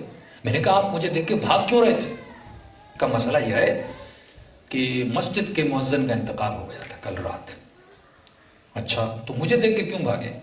کہ کیونکہ سردی تھی، ہم نے اس کو مسجد میں ہی سلا دیا تھا۔ کہاں سلایا تھا؟ کہ یہی جو کمبل کے نیچے ہے۔ اب کہتا جب میں سویا تو ڈرا نہیں، لیکن جب یہ سنا کہ 3 دن ایک مردے کے ساتھ سویا رہا، تو کہتا ہے مجھے 1 ہفتہ گھر میں بھی نیند نہیں آئی۔ تو اب تصور کریں یہ وہم کتنا امپروو ہے۔ یعنی جب تک علم نہیں تھا مردے کے ساتھ سو رہا تھا۔ جب اسے پتا چلا مردہ تھا، کیونکہ مردے کا کنسپٹ اس کے ذہن میں غلط ہے، یہ ڈر، یہ وہم شیطان نے ڈرا ہوا ہے۔ اسی طرح شیطان ڈراتا ہے، بڑے ظالم سے ڈراتا ہے، بڑے جابر سے ڈراتا ہے، بڑے حاکم سے ڈراتا ہے، کبھی فائنینشلی آپ کو ڈراتا ہے۔ اگر تم نے دین پہ عمل کیا تو فقیر ہو جاؤ گے، اگر تم نے خمس دیا تو بچے گا کیا، یہ آپ کو ڈراتا ہے۔ اگر تم نے اللہ کے راستے پہ عمل کیا تو یہ ہو جائے گا، اگر تم نے یہ کیا سوسائٹی میں بدنام ہو جاؤ گے۔ یہ اتنے اوہام کو پیدا کرتا ہے یہاں تک کہ آپ کے دین و ایمان کو تباہ و برباد کر دیتا ہے۔ لیکن معصوم فرماتے ہمارا چاہنے والا وہ ہے جو وہم کو توڑتا ہے اور اپنے وجود پر عقل کی حکومت کو قائم کرتا ہے۔ صلوات پڑھے محمد والے۔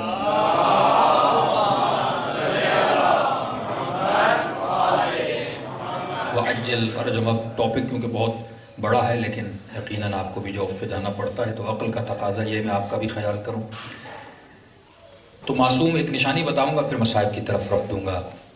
معصوم فرماتے ہیں کہ عقل مند کی ایک نشانی ہے، حالانکہ نشانیاں تو بہت ہیں، کیونکہ چھٹے امام کی ایک حدیث ہے، اس کو ضرور پڑھیے گا، جنود جہل اور جنود عقل، یعنی عقل کے لشکری اور جہل کے لشکر والے۔ اس میں انسان کو دیکھنا ہے میں کس لشکر میں کھڑا ہوں، میری زندگی لوجیکل ہے، عقلانی ہے، اہل بیت والی ہے کہ نہیں ہے۔ اگر عقلانی زندگی نہیں ہے، وہ کعبۃ اللہ میں بھی بڑا ہو تو ویسا ہی ہوگا۔ وہ حسین کے ساتھ لشکر میں بھی کھڑا ہے لیکن یزیدی بن جائے گا۔ وہ 25 سال علی کے ساتھ زندگی گزارے گا لیکن ویسا کا ویسا رہے گا، کیونکہ اصل جو آرڈر آپ کو ملتا ہے، یہ میری باڈی ہے نا، ہاتھ میرا اٹھا، آرڈر کہاں سے آیا؟ برین آرڈر دیتا ہے، یعنی اس باڈی کو ہینڈل کون کر رہا ہے؟ آپ کا برین کر رہا ہے۔ تو مجھے سب سے پہلے کس چیز کو پیوریفائی کرنا ہے؟ اپنے برین کو پیوریفائی کرنا ہے، یعنی اس کو پاک کرنا ہے۔ جب یہ پاک ہو گئی تو پوری باڈی بھی کیا ہو جائے گی؟ پاک ہو جائے گی، کیونکہ میں وہی کرتا ہوں جو میری سوچ ہے، میں وہی کرتا ہوں جو میرا عقیدہ ہے، میں وہی کرتا ہوں جو میری تھنکنگ ہے۔ 10 لوگ ہیں، 10 تھنکنگ ہیں۔ مثال کے طور پہ 4 مومن کھڑے ہیں، چاروں نے جماعت کے ساتھ 2 رکعت نماز پڑھی۔ اب معصوم فرماتے ہیں ایک وہ ہے جس کی نماز قبول ہے، ایک وہ ہے جس کی نماز صحیح ہے، ایک وہ ہے جس کی نماز اس کے منہ پہ ماری جاتی ہے، چوتھا وہ ہے جس نے 2 رکعت نماز پڑھی، وجب علیہ الجنہ، اس پہ جنت واجب ہو جاتی ہے۔ مولا یہ کون سا تولنے کا طریقہ تھا؟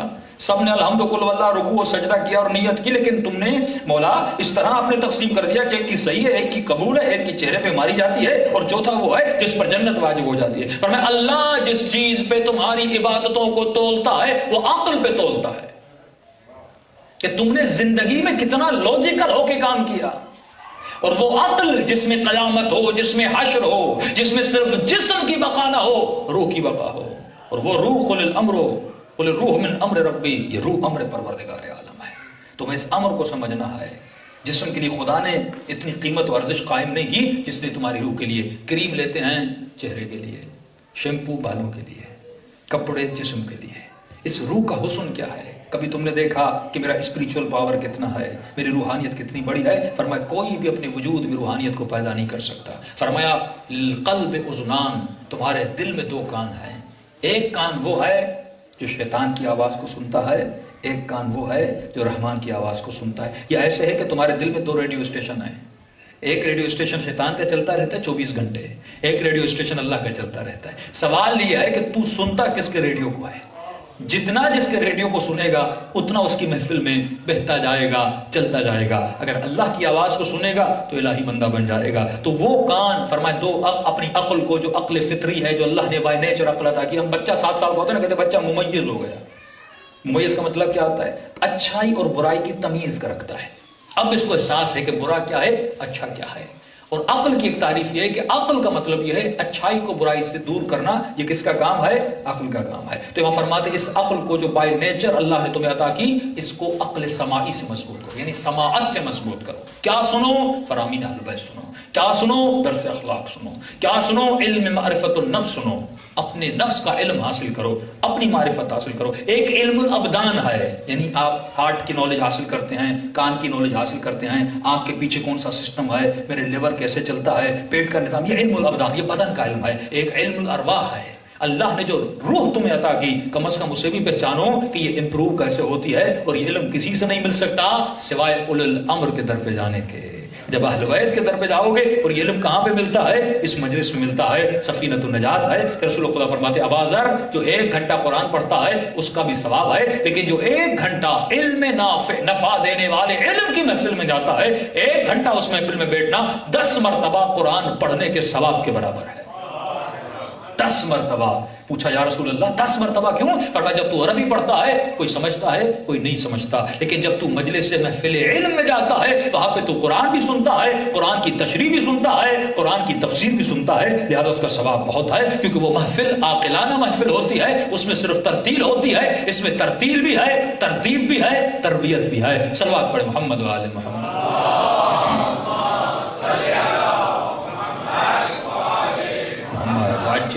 جو قیمتی ترین چیز ہے عقل کے حوالے سے وہ ایک صفت بتاؤں اور مصائب کی طرف چلوں۔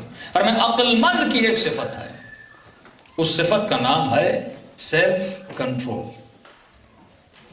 کیا کرنا؟ کنٹرول کرنا۔ جتنا کنٹرول زیادہ اتنا ول پاور مضبوط، جتنا کنٹرول کم اتنا ول پاور کم۔ اب انسان یہ کہتے ہیں نا کہ دعائے کمیل میں پڑھتے ہیں کہ خدا انا عبد الذلیل، میں ذلیل بندہ ہوں۔ کیا مطلب؟ اردو والا ذلیل نہیں ہے، میں ذلیل بندہ ہوں یعنی کمزور ارادے والا ہوں۔ کبھی سفرے کے سامنے بیٹھتا ہوں تو مرغی کے سامنے ذلیل، کبھی گوشت کے سامنے ذلیل، کنٹرول نہیں کر پاتا۔ روزہ وہ نہیں رکھتا جو ان کھانوں کے سامنے ذلیل ہے، نماز ٹائم پہ وہ نہیں پڑھتا جو اپنے بزنس کے سامنے ذلیل ہے، اللہ کی اطاعت جو پیسہ اللہ کی راہ میں وہ خرچ نہیں کرتا جو مال کے سامنے ذلیل ہے۔ ذلیل کا مطلب یعنی میں اس کے سامنے جھک گیا ہوں۔ اگر مجھے کسی کے سامنے ذلیل ہونا ہے تو خدا کے سامنے، کیونکہ تو واحد شخصیت ہے جس کے سامنے یہ رائٹ ہے کہ میں ذلیل ہو سکتا ہوں، ورنہ کسی کے سامنے ذلیل، کیونکہ تو متکبر ہے۔ اگر میں پیسے کے سامنے ذلیل ہوا تو پیسہ متکبر بنا، اگر میں کھانے کے سامنے ذلیل ہوا تو کھانا متکبر بنا۔ وہ حیوان ہے جو کھانے کے پیچھے ذلیل ہوتا ہے۔ امام فرماتے یہی تو فرق انسان اور حیوان ہے۔ حیوان کے سامنے جو رکھو کھا لیتا ہے، جب اس سے کسی لذت، بھوک، شہوت، کسی بھی چیز کی ضرورت پڑتی ہے وہ جھپک پڑتا ہے اور اپنی ضرورت کو پورا کرتا ہے۔ حیوان اور بھینس کبھی یہ نہیں دیکھتی کہ جو گھاس آپ نے اس کے سامنے رکھی ہے وہ حلال بھی ہے کہ نہیں، حرام بھی ہے کہ نہیں، کہیں پڑوس کی گھاس تو نہیں لائے، بھینس کبھی نہیں پوچھتی، بھوک لگتی ہے اور کھا جاتی ہے۔ پر انسان فَلْيَنْظُرِ الْإِنسَانُ إِلَىٰ طَعَامِهِ، انسان جب بھی کھاتا ہے سوچ کے کھاتا ہے، حلال ہے، حرام ہے، اپنا ہے، پرایا ہے۔ اور یہ وہی کر سکتا ہے جس کے وجود میں کیا ہو؟ سیلف کنٹرول ہو۔ جتنا سیلف کنٹرول زیادہ اتنا مومن پاورفل ہوتا ہے۔ ہارورڈ یونیورسٹی بہت بڑی یونیورسٹی ہے، انہوں نے 40 بچوں پہ ایک ایکسرسائز کی۔ اسکول میں گئے اور 40 بچوں کو انہوں نے چاکلیٹ دیے اور بچوں کو کہا کہ بچوں دیکھو جب تک اسکول ختم نہیں ہوتا اس چاکلیٹ کو کھانا نہیں ہے، اور اگر تم نے نہیں کھایا تو ہم آپ کو پورا چاکلیٹ کا پاکٹ دیں گے، ایک پورا باکس دیں گے جس میں 25-30 چاکلیٹ ہیں۔ کہ جب اینڈ آف دا ڈے ہوا، بچوں کی چھٹی ہوئی اور جب دیکھا گیا کس بچے نے کھایا اور کس نے نہیں کھایا، تو 40 میں سے سب بچوں نے چاکلیٹ کھا لی تھی، 3 بچے ایسے تھے جنہوں نے چاکلیٹ نہیں کھائی۔ 25 سال بعد یہ ان 40 لوگوں سے ملے کہ جنہوں نے چاکلیٹ نہیں کھائی تھی اس کا مطلب اس بچے کا سیلف کنٹرول زیادہ تھا. اس لیے فرماتے 7 سال سے لے کر 14 سال تک اپنے بچے کو غلام بنا. اس کا مطلب اس کا سیلف کنٹرول بڑھا. اگر یہ ان 7 سالوں میں تیری غلامی میں آ گیا تو سمجھو علی کی غلامی میں بھی آ جائے گا. اگر تم نے 7 سال میں سے اپنا غلام نہ بنا سکے تو علی کا غلام کیسے بنے گا؟ یہ خدا کا غلام کیسے بنے گا؟ یہ ٹریننگ تمہیں بچپن سے دینی ہے. انگریزوں کے بچے دیکھیے کس طرح ٹرین کرتے ہیں اپنے بچوں کو، کیونکہ یہ کچی عمر ہے. یہاں پہ تمہیں ٹریننگ دینی ہے. اگر زیادہ 7 سال کے بعد لاڈو پیار دیا اور یہ سمجھتے رہے کہ بچے سے پیار کروں، یہ پیار نہیں تھا. تم اس کی بیسک کو کمزور کر رہے ہو، تم اس کے روٹس کو کمزور کر رہے ہو. 7 سال میں اب یہاں اس میں بلڈنگ بن رہی ہے، اس میں اس کے وجود میں سیلف کنٹرول بڑھا. اتنا سیلف کنٹرول بڑھا کہ یہ روزہ آئے تو روزہ رکھے، حرام کے سامنے جائے تو آنکھ کو بند کرنے کی صلاحیت رکھے. جب اس سے لاکھوں اور کروڑوں کی حرام مال رشوت کی آفر ہو تو اپنے ہاتھ کو پیچھے کر دے اور ایسا بنے جیسے حسین بن علی نے سکھایا تھا. کربلا کنٹرول کا نام ہے. سیلف کنٹرول جتنا زیادہ ہوگا اتنا یہ مومن ہوگا. تو کہا جب 25-30 سالوں کے بعد ان بچوں سے ملے تو وہ بچے جنہوں نے چاکلیٹ کھا لی تھی ان کی جابس بہت نارمل اور سمپل تھی. کوئی ڈرائیور تھا، کوئی ورکر تھا، کوئی امپلائے تھا. لیکن جو 3 بچے جنہوں نے چاکلیٹ نہ کھائی اور اپنے وجود پہ کنٹرول کیا، وہ کوئی بہت بڑا سیاستدان بنا یا بہت بڑا بزنس مین بنا. یعنی یہ کنٹرول آپ کی دنیا کو بھی فائدہ دیتا ہے، آپ کی آخرت کو. رسول خدا ایک جگہ سے جا رہے تھے، کیا دیکھا؟ عرب کے بہت بڑے بڑے جوان ہیں جو پتھر اٹھا رہے ہیں اور اپنا آپس میں ایک مقابلہ کر رہے ہیں. صحابی نے کہا یا رسول اللہ یہ کتنے بڑے بہادر ہیں. نبی خدا نے کہا ان سے بڑا کوئی کمزور نہیں ہے.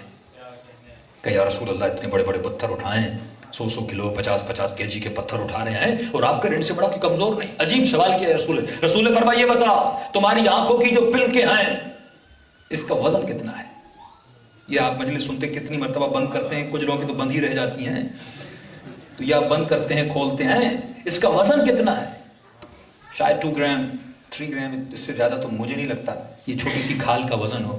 فرمایا اس کا وزن کہنے رسول اس کا تو کچھ بھی وزن نہیں ہے. کہا کتنا کمزور ہے جو 100 kg تو اٹھا لے لیکن نامحرم پہ نگاہ پڑے، آنکھ کا وزن برداشت نہیں کر سکتا، کھلی کی کھلی رہ جاتی ہے، آنکھ بندی نہیں ہوتی. اس کا مطلب اس کے وجود میں کیا کمزوری کس چیز کی ہے؟ سیلف کنٹرول کی ہے. جتنا ارادہ مضبوط، المؤمن کا جبل الراسخین، کیا مثالیں اہل بیت دیتے تھے کہ مومن پہاڑ سے زیادہ مضبوط ہے. یہ مضبوطی اگر آپ کو کسی میں ملتی ہے تو اہل بیت کے وجود میں ملتی ہے اور ان کے ماننے والوں کے وجود میں ملتی ہے. رسول خدا فرماتے 3 شر ہیں اے مومن، ان 3 اشرار سے بچنا. پہلا شر زبان، زبان کے شر سے بچنا. اور جس نے زبان پر کنٹرول نہ کیا وہ ہم میں سے نہیں ہے. مزاحیہ طور پر علماء اخلاق ہمیں سمجھاتے تھے کہ دیکھو جب انسان، حدیث کی بھی شاید جملے اس طرح ہوں گے کہ جب انسان صبح کو اٹھتا ہے نا تو یہ بدن کے سارے اعضاء زبان کو ہاتھ جوڑتے ہیں، کہتے دیکھو آج غلطی نہیں کرنا، کرتی تم ہو مار ہمیں پڑتی ہے، گالی تم دیتی ہو مکہ ہمیں لگتا ہے، سب کچھ تم کرتی ہو، گھر کے برتن پھر کوئی اور توڑ دیتا ہے. تو اس کو کہتے بھائی زبان کو. اور اللہ نے زبان کو دیکھیے، اللہ کی آرٹ دیکھیے نا. بندہ سوچے اللہ نے مجھے بنایا کیسے. دیکھیے آنکھ میں جسم کی آرٹ پہ بات کرنا چاہیں، اللہ نے آنکھ کو اندر رکھا ہے، آنکھ کے پانی کو نمکین رکھا، منہ کے پانی کو میٹھا رکھا. کو یہ میٹھا ہوتا تو وہ چربی ہے انسان کی آنکھ میں. یہ سائنٹیفکلی آپ دیکھیں کس طریقے سے، کس نظم سے، کس ضبط سے، کس پروگرامنگ سے بنایا ہے. اور وہ جاہل انسان کا یہ خود بخود بن گیا. لوجک ہی نہیں ہے نا. آپ اس کنٹریز میں بڑا ایزیلی ایتھیسٹ جو ہیں، جو اللہ کو نہیں مانتے نا، آپ ان کو اللہ منوائیے. بڑا ایزیلی اس جسم سے آپ اللہ منوا سکتے ہیں. آج کل جو ریسرچ، جین ریسرچ آئی ہے، وہ بہت بڑا ٹاپک ہے. جب ایک چھوٹا سا گلاس انگریز کو کہ یہ خود بخود بن گیا، کہے گا نہیں یا آپ پاگل ہو یا مجھے پاگل بنا رہے ہو. یہ نہیں بن سکتا. بھائی ڈیزائنر ہوگا، کوئی پروگرامر ہوگا تو کہ یہ اتنے درخت، اتنی سبزیاں، اتنے پھل، اتنے انسان، اتنے حیوانات، ان کا کوئی ڈیزائنر نہیں ہے، یہ خود بخود بن گیا. کوئی جواب نہیں، چپ ہو جاتے ہیں. پھر کہتے ہیں نہیں ہاں کچھ تو ہے، اب وہ کیا ہے میں نہیں پتا. ہم کہتے ہیں وہی تو خدا ہے، وہی تو پروردگار عالم ہے. تو یہ انسان کا جسم جس ترتیب سے، اب زبان کو خدا نے اندر رکھا، پھر اس کی حفاظت کے لیے 32 دانت، یہ 32 فوجی ہیں کہ زبان کو نقصان نہ ہو. پھر اللہ نے 2 ہونٹ دیے، یہ دروازے ہیں، ان کو کھولنا تب ہے جب خدا کہے، ایسے ویسے تجھے نہیں کھولنا. پھر جبڑا دیا، یہ سارے منہ کے اندر زبان ہے. اس کا مطلب خدا ایک میسج دینا چاہ رہا ہے کہ میں نے دیکھو تمہاری زبان کو کتنی حفاظت میں رکھا ہے، تو تم بھی اس کو حفاظت اور احتیاط کے ساتھ استعمال کرنا. اس لیے فرمایا جو زیادہ بات کرتا ہے اس کی عقل ضائع ہو جاتی ہے. بڑے بڑے مراجع اور عرفا آپ دیکھیں گے کلام کم کرتے ہیں، اور یہ بڑے فوائد ہیں. دنیا کا ہر روزہ رکھنا آسان ہے. ہمارے استاد اخلاق کہتے تھے اب روزہ تو نہیں کہیں گے، جناب مریم کے زمانے میں روزہ تھا، لیکن عرفانی سختیوں میں اور تہذیب نفس میں یہ چیزیں آتی ہیں اور پریکٹس کرواتے ہیں علماء. اب آدمی کو 3 دن کہتے ہیں 3 دن کسی سے بات نہ کرے. ہم نے ٹرائی کیا، ہر چیز آسان ہے لیکن بات نہ کرنا سب سے بڑا مشکل ہے. یعنی آپ ایک دن آزما کر دیکھیں جب 2 چھٹی کا دن ہو کہ اس دن مجھے کسی سے بات نہیں کرنی، صبح سے شام، اتنا مشکل ہے. اب بات کریں تو کسی کو روکنا ہو تو اللہ اکبر کہیں، سبحان اللہ، یعنی بات بھی کریں تو ذکر خدا، لیکن پرسنل کوئی بات نہیں کرنی. اگر کہنی بھی ہے تو کاغذ پہ لکھ کے دیں، آج کل تو چیٹ بھی کر سکتے ہیں. لیکن زبان پہ کنٹرول کرنا بہت مشکل ہے. فرمایا 18 گناہ صغیرہ زبان سے. طلاقیں ہوتی ہیں، آپ نے تہمت لگا دی، آپ نے جھوٹ بول دیا، ہاں طلاق ہو گئی. کسی مومن کسی سے غیبت کر دی، اس کا ذہن خراب ہو گیا اس کے لیے. کسی کو گناہ کرتے ہوئے دیکھا اور آپ نے پورے شہر میں اعلان کیا فلاں نے یہ کیا، فلاں نے یہ کیا. بعض لوگوں کی ایسی گندی عادت ہوتی ہے، خدا نہ خواستہ کسی کا دیکھ لیں. رسول خدا فرماتے میری امت کا بدترین انسان وہ ہے کہ لوگ اس کی زبان کے شر سے نہ بچ پائیں. یہ میری امت کا بدترین آدمی ہے جس کی زبان سے لوگ ڈرتے ہیں، بھائی اس سے ملا اور اس نے کچھ کہہ دیا، بےزتی کر دے گا، یہ کچھ بول دے گا. تو فرمائے زبان پر کنٹرول جو کرتا ہے، کنٹرول پھر بھی کنٹرول، زبان پر جو کنٹرول کرتا ہے یہ پہلا شر ہے. دوسرا شر شر شکم، جو شکم سے شر سے بچے، لقمے حرام سے بچے. سفرے پر بیٹھے آداب ہیں، سفرے پر بیٹھو اتنا کھاؤ جتنا پیٹ میں 3 چیزوں کی جگہ رکھا کرو، پانی کی، ہوا کی، کھانے کی. ہم تینوں کو بھر لیتے ہیں، اس کے بعد اس کو نیچے ڈالنے کے لیے پھر بوتل پی جاتی ہے، پریشرائز کر کے اس کو نیچے ڈالا جاتا ہے. یہ اہل بیت کی زندگی نہیں ہے، یہ اسلامک سویلائزیشن نہیں ہے، یہ طریقہ زندگی اہل بیت نہیں ہے. جب تک کمپلیٹلی انسان وجود پہ کنٹرول نہیں کرتا، بھائی نورانیت آئے گی کیسے؟ یہ بھی خساوت ہے. یعنی حد سے زیادہ کھانا آپ کے دل کو قسی کر دیتا ہے. کیوں؟ کیونکہ عاقلانہ کام نہیں ہے. ہر وہ کام جو جس کو عقل کوشچن مارک لگائے، کیونکہ عقل رسول حق ہے. قیامت کے دن کچھ لوگوں کو جہنم میں ڈالا جائے گا، اللہ کی آواز ہے کہ تم نے میرے رسول کو قتل کیا. خدا ہم تو 2090 میں پیدا ہوئے، ہم نے تم رسول کو دیکھا ہی نہیں، تو ہم نے کیسے قتل کیا؟ اللہ کی آواز ہے کہ ایک ایکسٹرنل رسول تھا، ایک انٹرنل رسول تھا. تم نے میرے انٹرنل رسول کو قتل کیا، جو رسول حق تھا وہ تمہاری عقل تھی جس کو تم نے مانا نہیں، جس کو تم نے فالو نہیں کیا.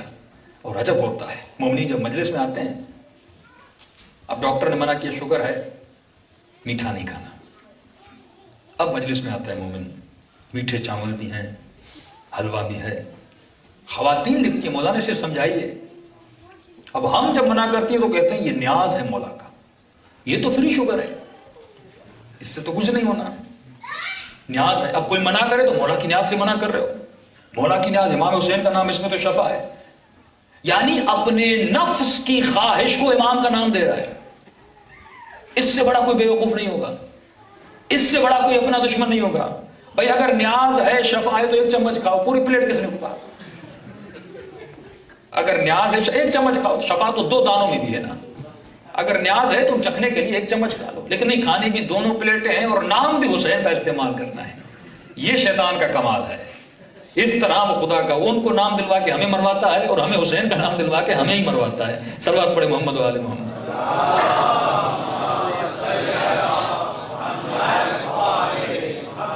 اس طریقے سے ہماری زندگیوں میں گھسا ہوا ہے کہ ہمیں پتہ بھی نہیں ہے. بعض لوگوں کو وضو میں وسوسہ ڈالتا ہے، بعض لوگوں کو نہانے میں وسوسہ ڈالتا ہے، بعض لوگ قرآن پڑھتے ہوئے وسوسہ کرتے ہیں. ہم پیچھے نماز پڑھ رہے ہیں، اللہ قل اللہ احد احد احد، اب اس سے ہے نکل نہیں رہی، 100 مرتبہ احد کہتا ہے. بھائی تم عرب تو نہیں ہو، عجم ہو، جتنا زور تمہیں لگتا ہے اتنا ہی زور لگا. کسی نے نہیں کہا تم اپنی جان نکال دو قرآن پڑھنے میں. بھائی جتنا تمہیں پڑھنا تو اتنا پڑھو. بعض لوگ وضو کرتے ہیں، مولانا ہم اس کا کیا کریں؟ اب ہاتھ کو دھویا، شیطان وسوسہ نہیں، ابھی خشک ہے، پھر دھوتا ہے، پھر دھوتا ہے، پانی چلتا رہتا ہے، پورے آسٹریلیا کا پانی ختم کر دیتا ہے ایک بازو دھونے میں. بھائی قاعدہ استصحاب ہے، ایک بار ہاتھ کو دھو اور بات ختم. نیت کر لو انشاءاللہ پاک ہو گیا ہوگا. تم نے ہاتھ گھما دیا نا، پاک ہو گیا ہوگا. یعنی چھوٹی چھوٹی چیزوں میں یہ شیطان آپ کی عقول کو ہٹ کرتا ہے، آپ کے وجود کو اتنا خراب کر دیتا ہے، چھوٹی چھوٹی چیزوں میں الجھا دیتا ہے. کیونکہ ٹائم کو ویسٹ کرنا شیطان سے زیادہ کسی کو نہیں آتا ہے. اور کبھی کبھی بڑا نظم کے ساتھ ٹائم کو ویسٹ کرتا ہے، فلم پہ لگا لیتا ہے، ڈرامے پہ لگا لیتا ہے، کرکٹ اور فٹ بال پہ لگا لیتا ہے. اب فٹ بال وہ کھیلیں، پیسہ وہ کمائیں، ہمیں کیا ملا؟ کرکٹ وہ کھیلیں، پیسے وہ کمائیں، چھکے وہ ماریں، ڈالرز ان کو ملیں، ہم خوش ہو رہے ہیں. اس سے بڑی کوئی بے عقلانیت نہیں ہوگی بھائی. تم 1 گھنٹہ، مولا علی کا فرمان ہے، فرماتے ہیں انسان یہ جو سانس لیتے ہو نا، یہ سانس جو آپ لیتے ہیں، امام فرماتے ہیں اگر یہ ایک سانس غفلت میں لی گئی، جہالت میں لی گئی، تو مولا فرماتے ہیں یہ سانسیں جب ملتی ہیں تو منٹ بنتے ہیں، منٹ جب ملتے ہیں تو گھنٹے بنتے ہیں، گھنٹے جب ملتے ہیں تو دن بنتے ہیں، دن جب ملتے ہیں تو سال بنتے ہیں. یعنی اگر تم نے ایک سانس غفلت میں لی، گویا تمہارے سال غفلت میں گزر گئے. یہ فکر تھی مولا علی کی. مولا نائی کے پاس جاتے ہیں، نائی مولا کی مونچھیں بنا رہا ہے، تو نائی کہتا علی کے ہونٹ ہل رہے تھے. میں نے کہا علی تھوڑی دیر ہونٹ روکو، مونچھیں بنا دو. امام فرماتے تھے ایک لمحہ میں ذکر خدا سے غافل نہیں ہونا چاہتا. یہ سوچ ہے اہل بیت علیہ السلام کی. تو شر شکم، تیسرا شر فرمایا شر شہوت، اعضاء نکاح، اس شر سے بچنا. نبی فرماتے آخری زمانے میری امت کے مرد اگر جہنم میں جائیں گے تو گناہ زنا کی وجہ سے. جو انسان اپنی شہوت پر کنٹرول نہ کر سکے، فرمایا جہنمی بن جاتا ہے. افراط اور تفریط جہاں بھی ہو انسان، اس کا عذاب دیکھیے. تقریباً سال میں کوئی بتاتے ہیں 70-80 ہزار لوگ اسی زنا کی وجہ سے مر جاتے ہیں. یہ بیماریاں، ایڈز، HIV، ایسی بیماریاں پیدا ہو گئی، یہ عذاب الہیہ ہے. اور فرمایا ہمارا چاہنے والا ان 3 چیزوں پہ کنٹرول کرتا ہے. جب کنٹرول کرے گا تو کیا بنے گا؟ مومن بنے گا. میرے آقا حسن بن علی، امام حسن مجتبیٰ، صلوات پڑھے محمد.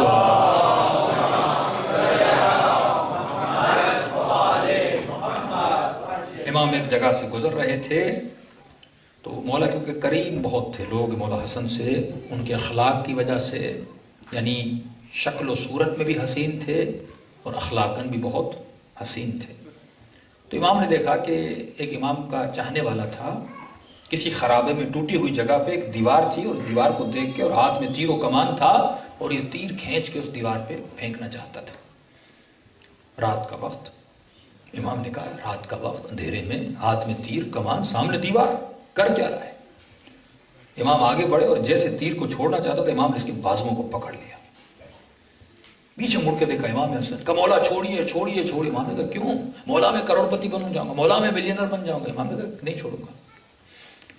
تھوڑی دیر گزری، مایوس ہو کے بیٹھ گئے. امام آپ نے کیا کر دیا؟ امام نے کہا ہوا کیا، ماجرا کیا ہے؟ کہ مولا میں نے سنا تھا آسمان کے 2 ستارے ہیں، یہ 100 سال میں ایک مرتبہ آپس میں ملتے ہیں. جب یہ ملتے ہیں تو اس وقت اگر کمان سے تیر کو نکالا جائے اور دیوار پہ لگے، اور جہاں پہ بھی لگے وہ دیوار سونے کی بن جاتی ہے. مولا آپ نے مجھے پیسے والا بننے سے روک دیا. امام نے کہا اچھا کہاں؟ تو امام نے کہا اچھا دوبارہ اٹھا تیر و کمان. اس نے دوبارہ اٹھایا، تیر کمان میں ڈالا. امام نے کہا کھینچ. اس نے جیسے کھینچا، دیکھا وہ ستارے پھر مل گئے. اب پھینکنا چاہا، امام نے پھر پکڑ لیا.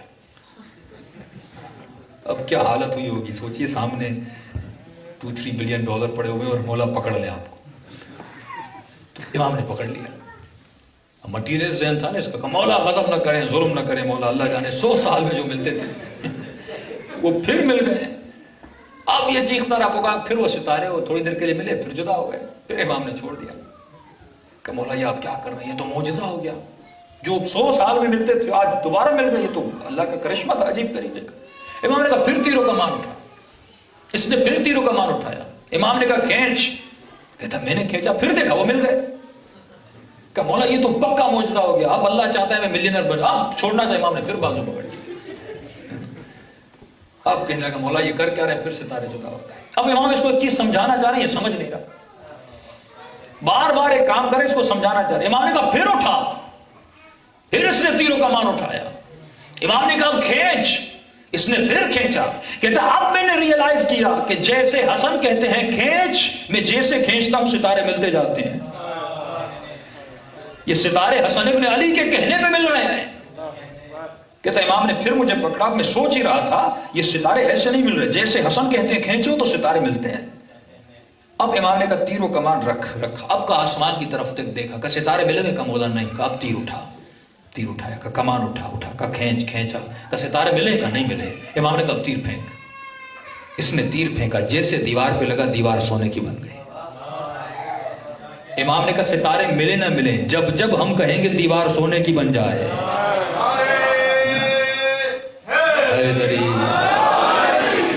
کہ ہم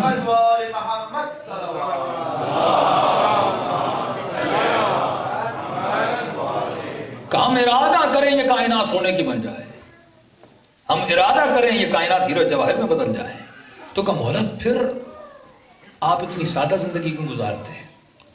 امام فرماتے ہیں ہم اتنا ہی کماتے ہیں جتنی ہمیں ضرورت ہے. اور یہ کسی صحابی سے ملتا ہے کہ امام نے کہا تھا کہ اس نے کہا مولا فقیر ہوں، غریب ہوں، یہ ہوں وہ ہوں. تو امام نے کہا ٹھیک ہے ہم تجھے اتنا دیں گے تمہاری 7 پشتیں کھا کھا کر تھک جائیں گی، ختم نہیں ہوگا. چاہیے خوش ہوا. کہا مولا کیوں نہیں چاہیے؟ امام نے کہا ایک سودا کر. کہ کون سا سودا کروں؟ کہا ہمیں ہماری ولایت دے اور مال لے. سودا تھا، سمپل سودا تھا. کہا ہمیں ہماری ولایت دے اور مال لے. کہنے کا مولا سودا بڑا مہنگا ہے، یہ نہیں کر سکتا. تو امام فرماتے کبھی بھی میرے چاہنے والے ہو خود کو غریب نہ کہا کرو. تیرے پاس اتنی کائنات کی قیمتی چیز ہے تو دنیا کی کسی دولت سے بدلنے کے لیے تیار نہیں ہے، کبھی کمپرومائز کرنے کے لیے تیار نہیں ہے. تو فرمایا غریب وہ ہوتا ہے، اسے غریب نہیں کہتے جس کے پاس مال نہ ہو، غریب اسے کہتے ہیں جس کے دل میں علی اور آل علی کی محبت نہ ہو، اس کی ولایت نہ ہو. وہ کائنات کا سب سے بڑا غریب ہے. تو فخر کیجئے پروردگار عالم نے آپ کے دلوں میں یہ محبت عطا کی ہوئی ہے. ایک جوان ہے بڑا گنہگار و خطا کار.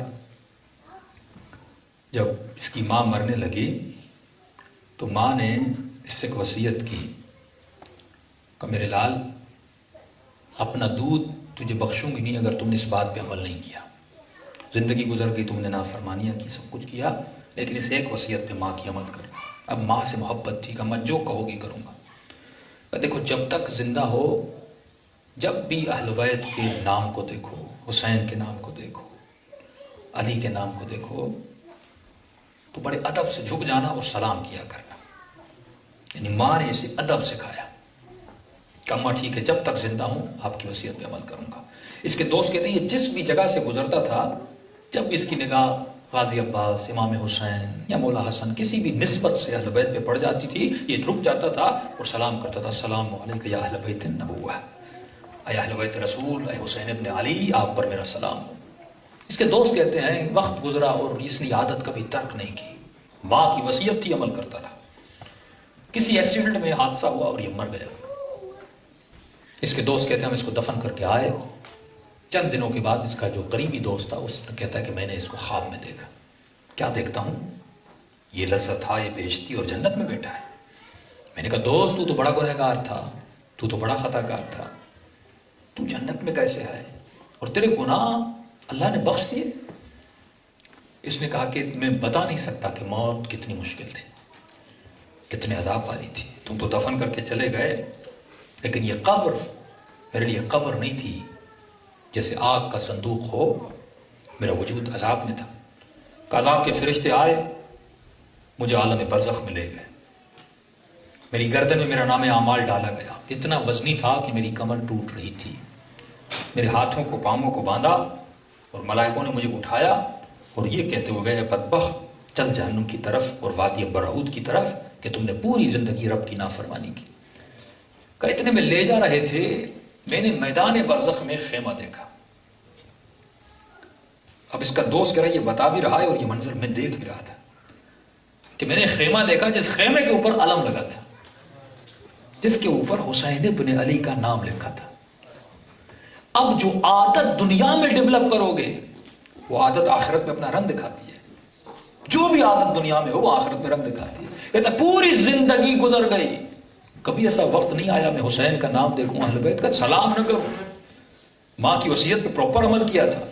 ایک مرتبہ میں نے کہا ملائکو زندگی گزر گئی، میں ایسے نہیں گیا حسین کو سلام کیے بغیر. مجھے لے جانا ہے لے جاؤ، لیکن تھوڑی دیر کے لیے مجھے زمین پہ اتارو، میں اپنے آقا کو سلام کروں.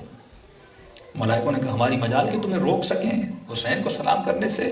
کہ اس کو اتارا، کہ میرے ہاتھوں سے زنجیریں کھولی اور میں نے ہاتھوں کو سینے پہ رکھا اور کہا السلام علیک یا ابا عبداللہ.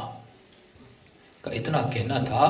پوری زندگی حسین کو سلام تو کیا تھا لیکن کبھی سلام کا جواب میں نے سنا نہیں تھا. کہ اب جب میں نے سلام کیا میں نے اچانک دیکھا کہ جس خیمے کی طرف سلام کیا تھا اس خیمے کا پردہ ہٹا اور پہلی مرتبہ زندگی میں حسین کو خیمے سے نکلتا ہوا دیکھا. اور امام نے کہا وعلیک السلام، تجھ پر بھی ہمارا سلام ہو. اتنے میں اشارہ کیا اس کو آگے لے کر آؤ. آگے لے کر آئے اور امام نے ملائکوں سے میرا نام اعمال لیا. حسین نے ایک ایک ورق بدل بدل کے میرے اعمال زندگی کو دیکھا، اور خواب دیکھنے والا کہتا ہے کہ دیکھا میں نے حسین کا سر شرمندگی سے جھک گیا. میرے عمل کی وجہ سے حسین شرمندہ ہوں، میرے کردار کی وجہ سے حسین شرمندہ ہوں. اور ایک مرتبہ اس جوان کو دیکھا کہ جوان تو میرا ماننے والا تھا، تیرا نام اعمال ایسا کیوں ہے؟ اور وہ جملہ جو ہر گنہگار کہے گا، اس نے بھی کہا ظلمت نفسی وتجرأت بجہلی، کہ مولا میں نے اپنے نفس پہ بہت ظلم کیا، میں جاہل تھا، عاقل نہیں تھا، اگر عمل کرتا تو کبھی گناہ نہ کرتا. کب پھر حسین نے نام اعمال کو دیکھا اور بند کر کے ملائکوں کو دیا. کہتے اب جب ملائکوں نے نام اعمال کو کھولا تو دیکھا یہ نام اعمال سفید ہو چکا تھا، گناہ مٹ چکے تھے. اس نے کہا حسین نے جب دوبارہ دیکھا تو کیا کہا تھا؟ ایک مرتبہ نام اعمال کو دیکھا اور آواز دی اللہم اغفر ہو بحق حسین ابن علی، اے خدا حسین کے صدقے میں اس کو بخش دے. ایک ادب کی صفت نے اسے بچا دیا. بے ادب محروم از لطف رب، جس میں ادب نہ ہو وہ اللہ کے لطف سے محروم ہو جاتا ہے. جب امت ادب کو بھلا چکی تو سیدہ کے دروازے کو آگ لگائے. جب امت سے ادب ختم ہوا تو انہی کے ہاتھوں میں رسیاں باندھی. جب امت کے وجود سے ادب ختم ہوا تو حسن کے پاؤں کے نیچے سے مسلح کھینچ لیا گیا اور اسی امام کے پاؤں میں تیر بھی لگا لیا گیا. جب امت بے ادب ہو جاتی ہے تو امام تک و تنہا رہ جاتا ہے. جب امت بے ادب ہو جاتی ہے تو غسل دینے کے بعد زینب جب جنازہ بھیجتی ہیں تو اسی جنازے پہ تیروں کی بارش کروائی جاتی ہے. عزیزو، ایک تو مصائب اہل بیت کے ہیں، لیکن ان مصائب میں سب سے زیادہ جو مصائب زدہ ہیں وہ کون ہیں؟ کبھی سوچا ہے؟ سیدہ پہ مصیبتیں آئیں لیکن اپنی شہادت کو سمیٹ کے بی بی چلی گئی.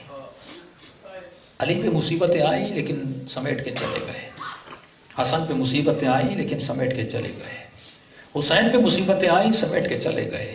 یہاں پر ایک ہے جو بچپن سے ان سب مصیبتوں کو دیکھ رہی ہے، جس کے لیے امام زمانہ فرماتے ہیں اس بی بی کا واسطہ دیا کرو، خدا دعا کبھی رد نہیں کرتا. ام المصائب اگر کہا جائے تو اس بی بی کو کہا جائے. عجیب منزل ہے اس بی بی کی. کبھی اماں زہرا کی پسلیوں پہ پٹیاں رکھتی ہیں، کبھی علی کے سر پہ پٹیاں باندھتی ہیں، کبھی حسن کے جنازے سے تیروں کو نکالتی ہیں، کبھی حسین کے جنازے سے پتھروں کو ہٹاتی ہیں، کبھی زندان شام میں سکینہ کو غسل دیتی ہیں. عجیب زندگی بی بی کی آپ تصور نہیں کر سکتے.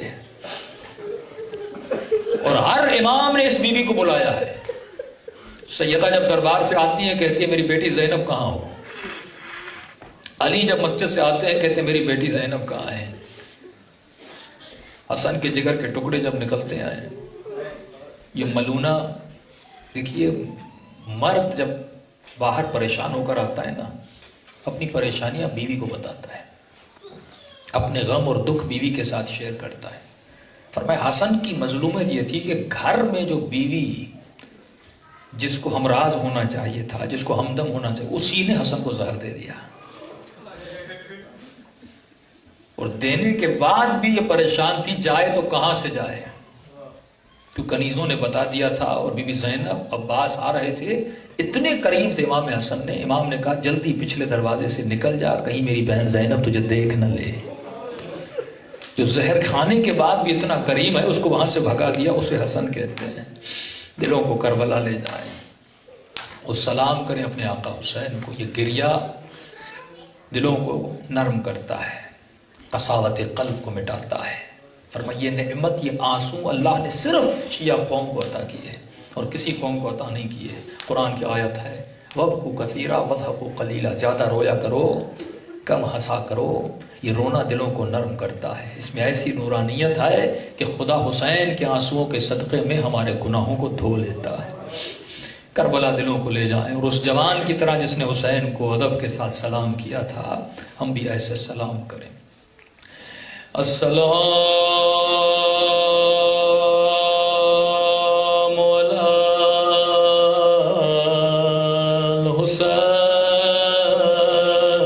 الحسین وعلی علی ابن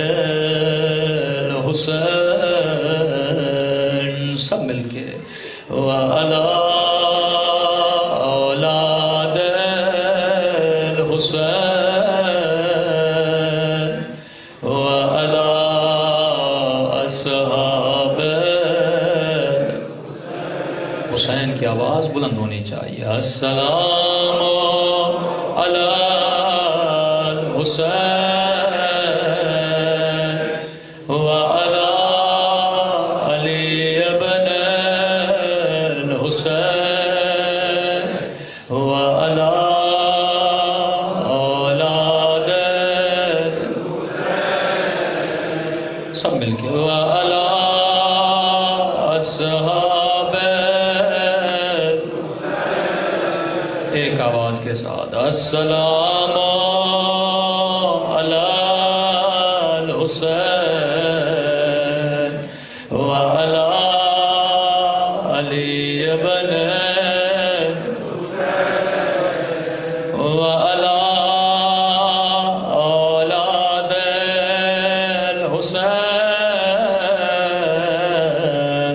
وعلی اصحاب. میرا سلام ہو زینب کی مظلومیت پہ،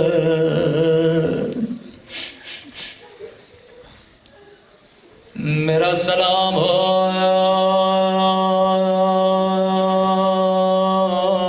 زینب کی یتیمی پہ. سنیے اس بی بی کے مصائب کس طرح گزرے. جب بی بی کا بچپنا تھا تو گھر میں اماں کو آتے ہوئے دیکھا، رو کر کا اماں آپ کی کمر جھک کیوں گئی ہے.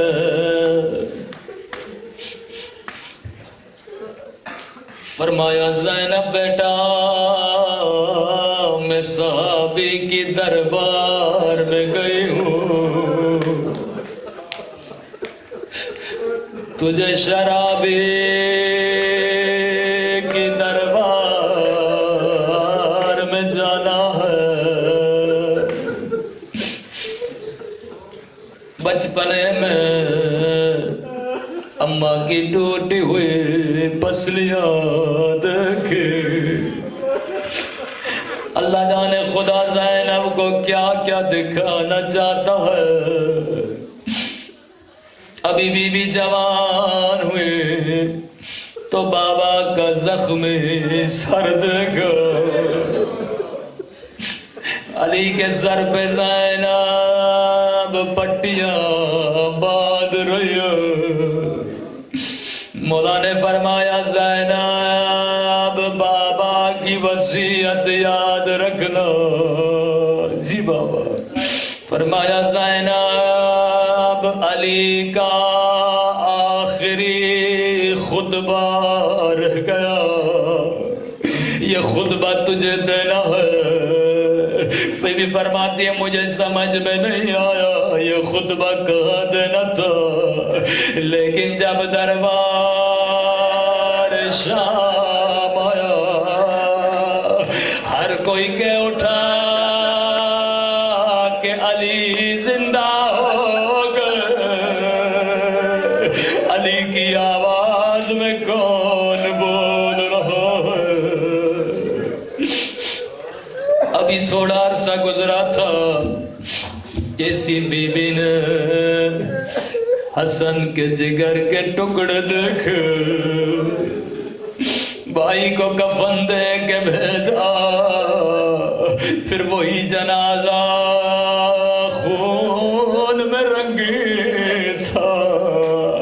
رو کے کہنے لگی حسن تیرا کفن تو سفید تھا،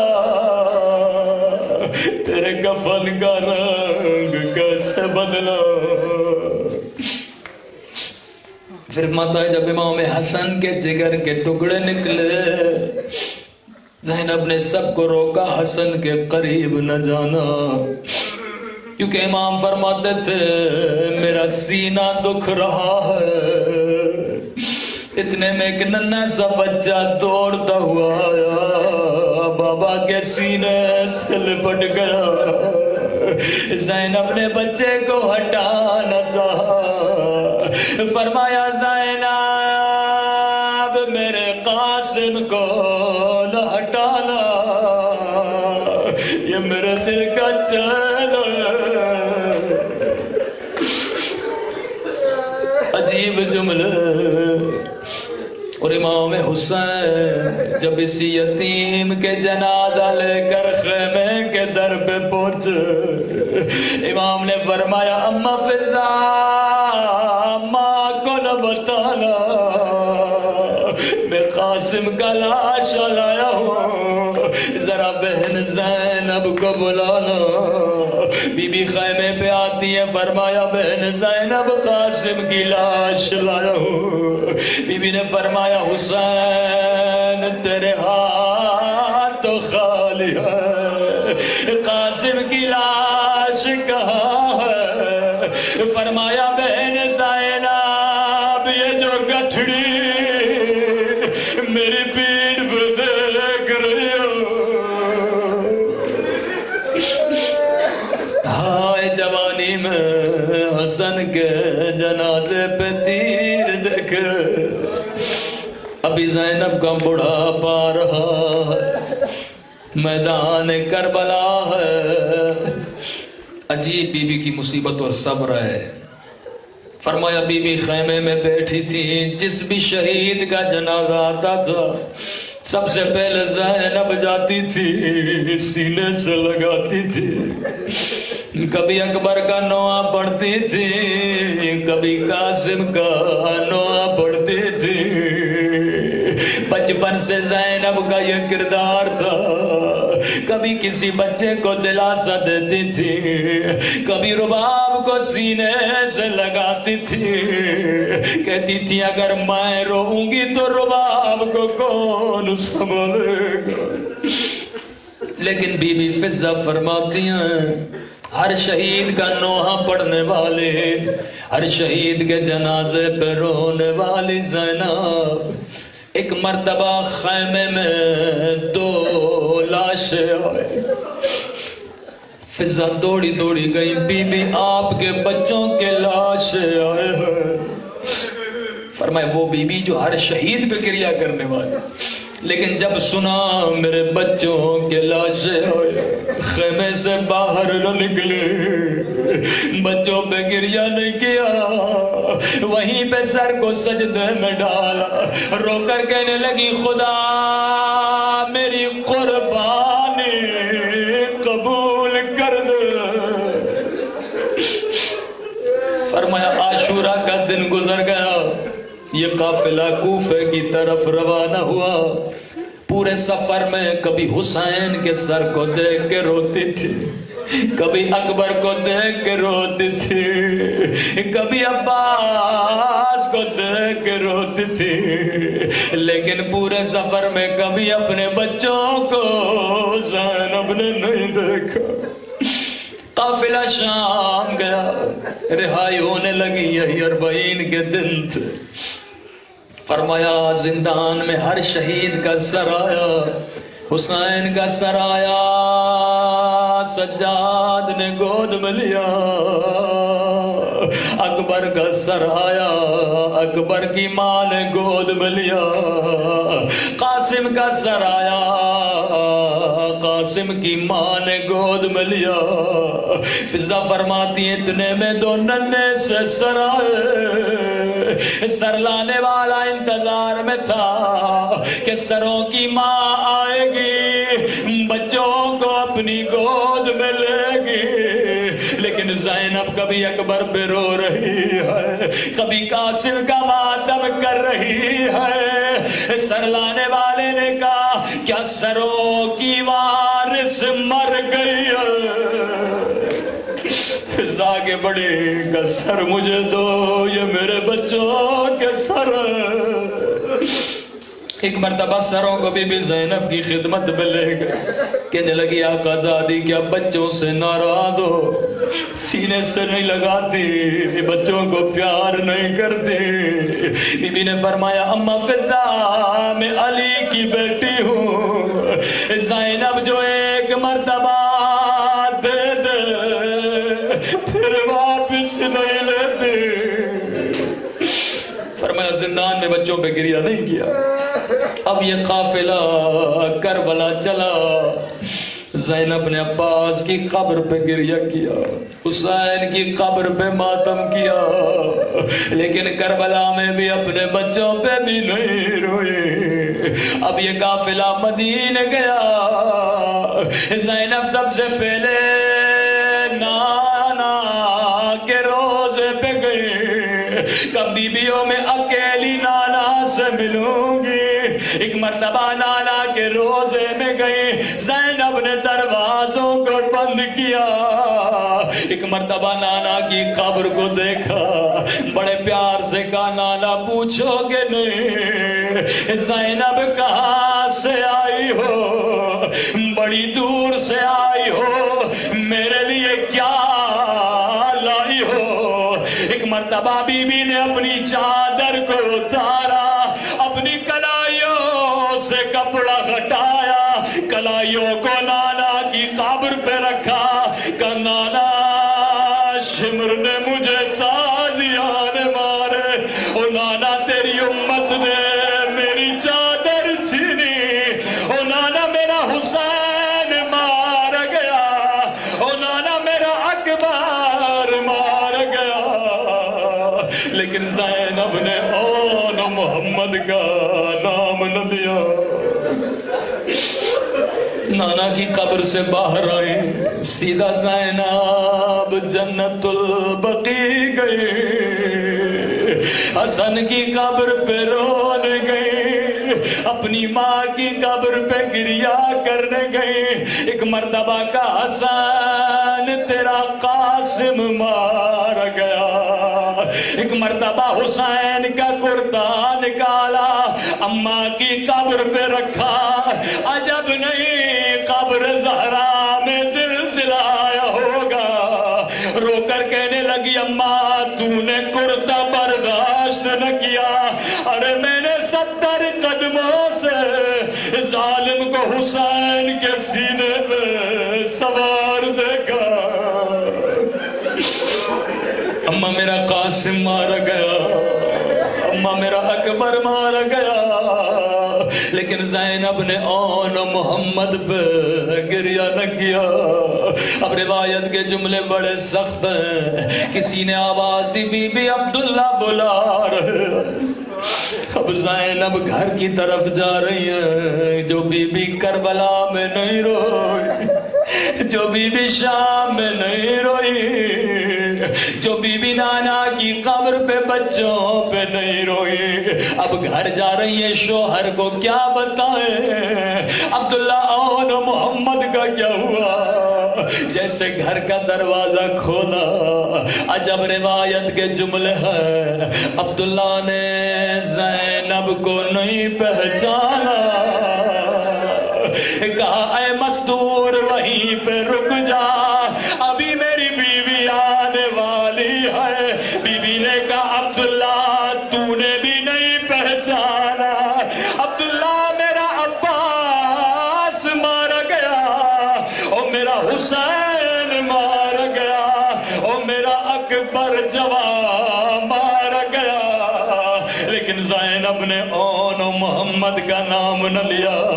فرمایا سیدھا بی بی اپنے بچوں کے کمروں کی طرف گئی، جو بی بی کربلا میں نہیں روئی، جو بی بی شام میں نہیں روئی، نانا کے روزے پہ نہیں روئی، حسن کی قبر پہ بچوں پہ نہیں روئی. ایک مرتبہ بچوں کا کمرہ کھولا, زینب نے 2 ننھے سے مسلح دیکھے. ایک مرتبہ مسلوں کو سینے سے لگایا, رو کر کہا اے میرے بچوں, اب زینب کا دل نہیں لگتا, اے خدا زینب کو بھی اٹھا لے. جب میرا حسین نہ رہا, جب میرا حسین نہ رہا, جب میرا عباس نہ رہا, اے خدا تجھے زینب کے مظلومیت کا واسطہ, بی بی کی مصائب کے صدقے میں ہمارے مولا اور آقا امام زمانہ کا ظہور فرما دے.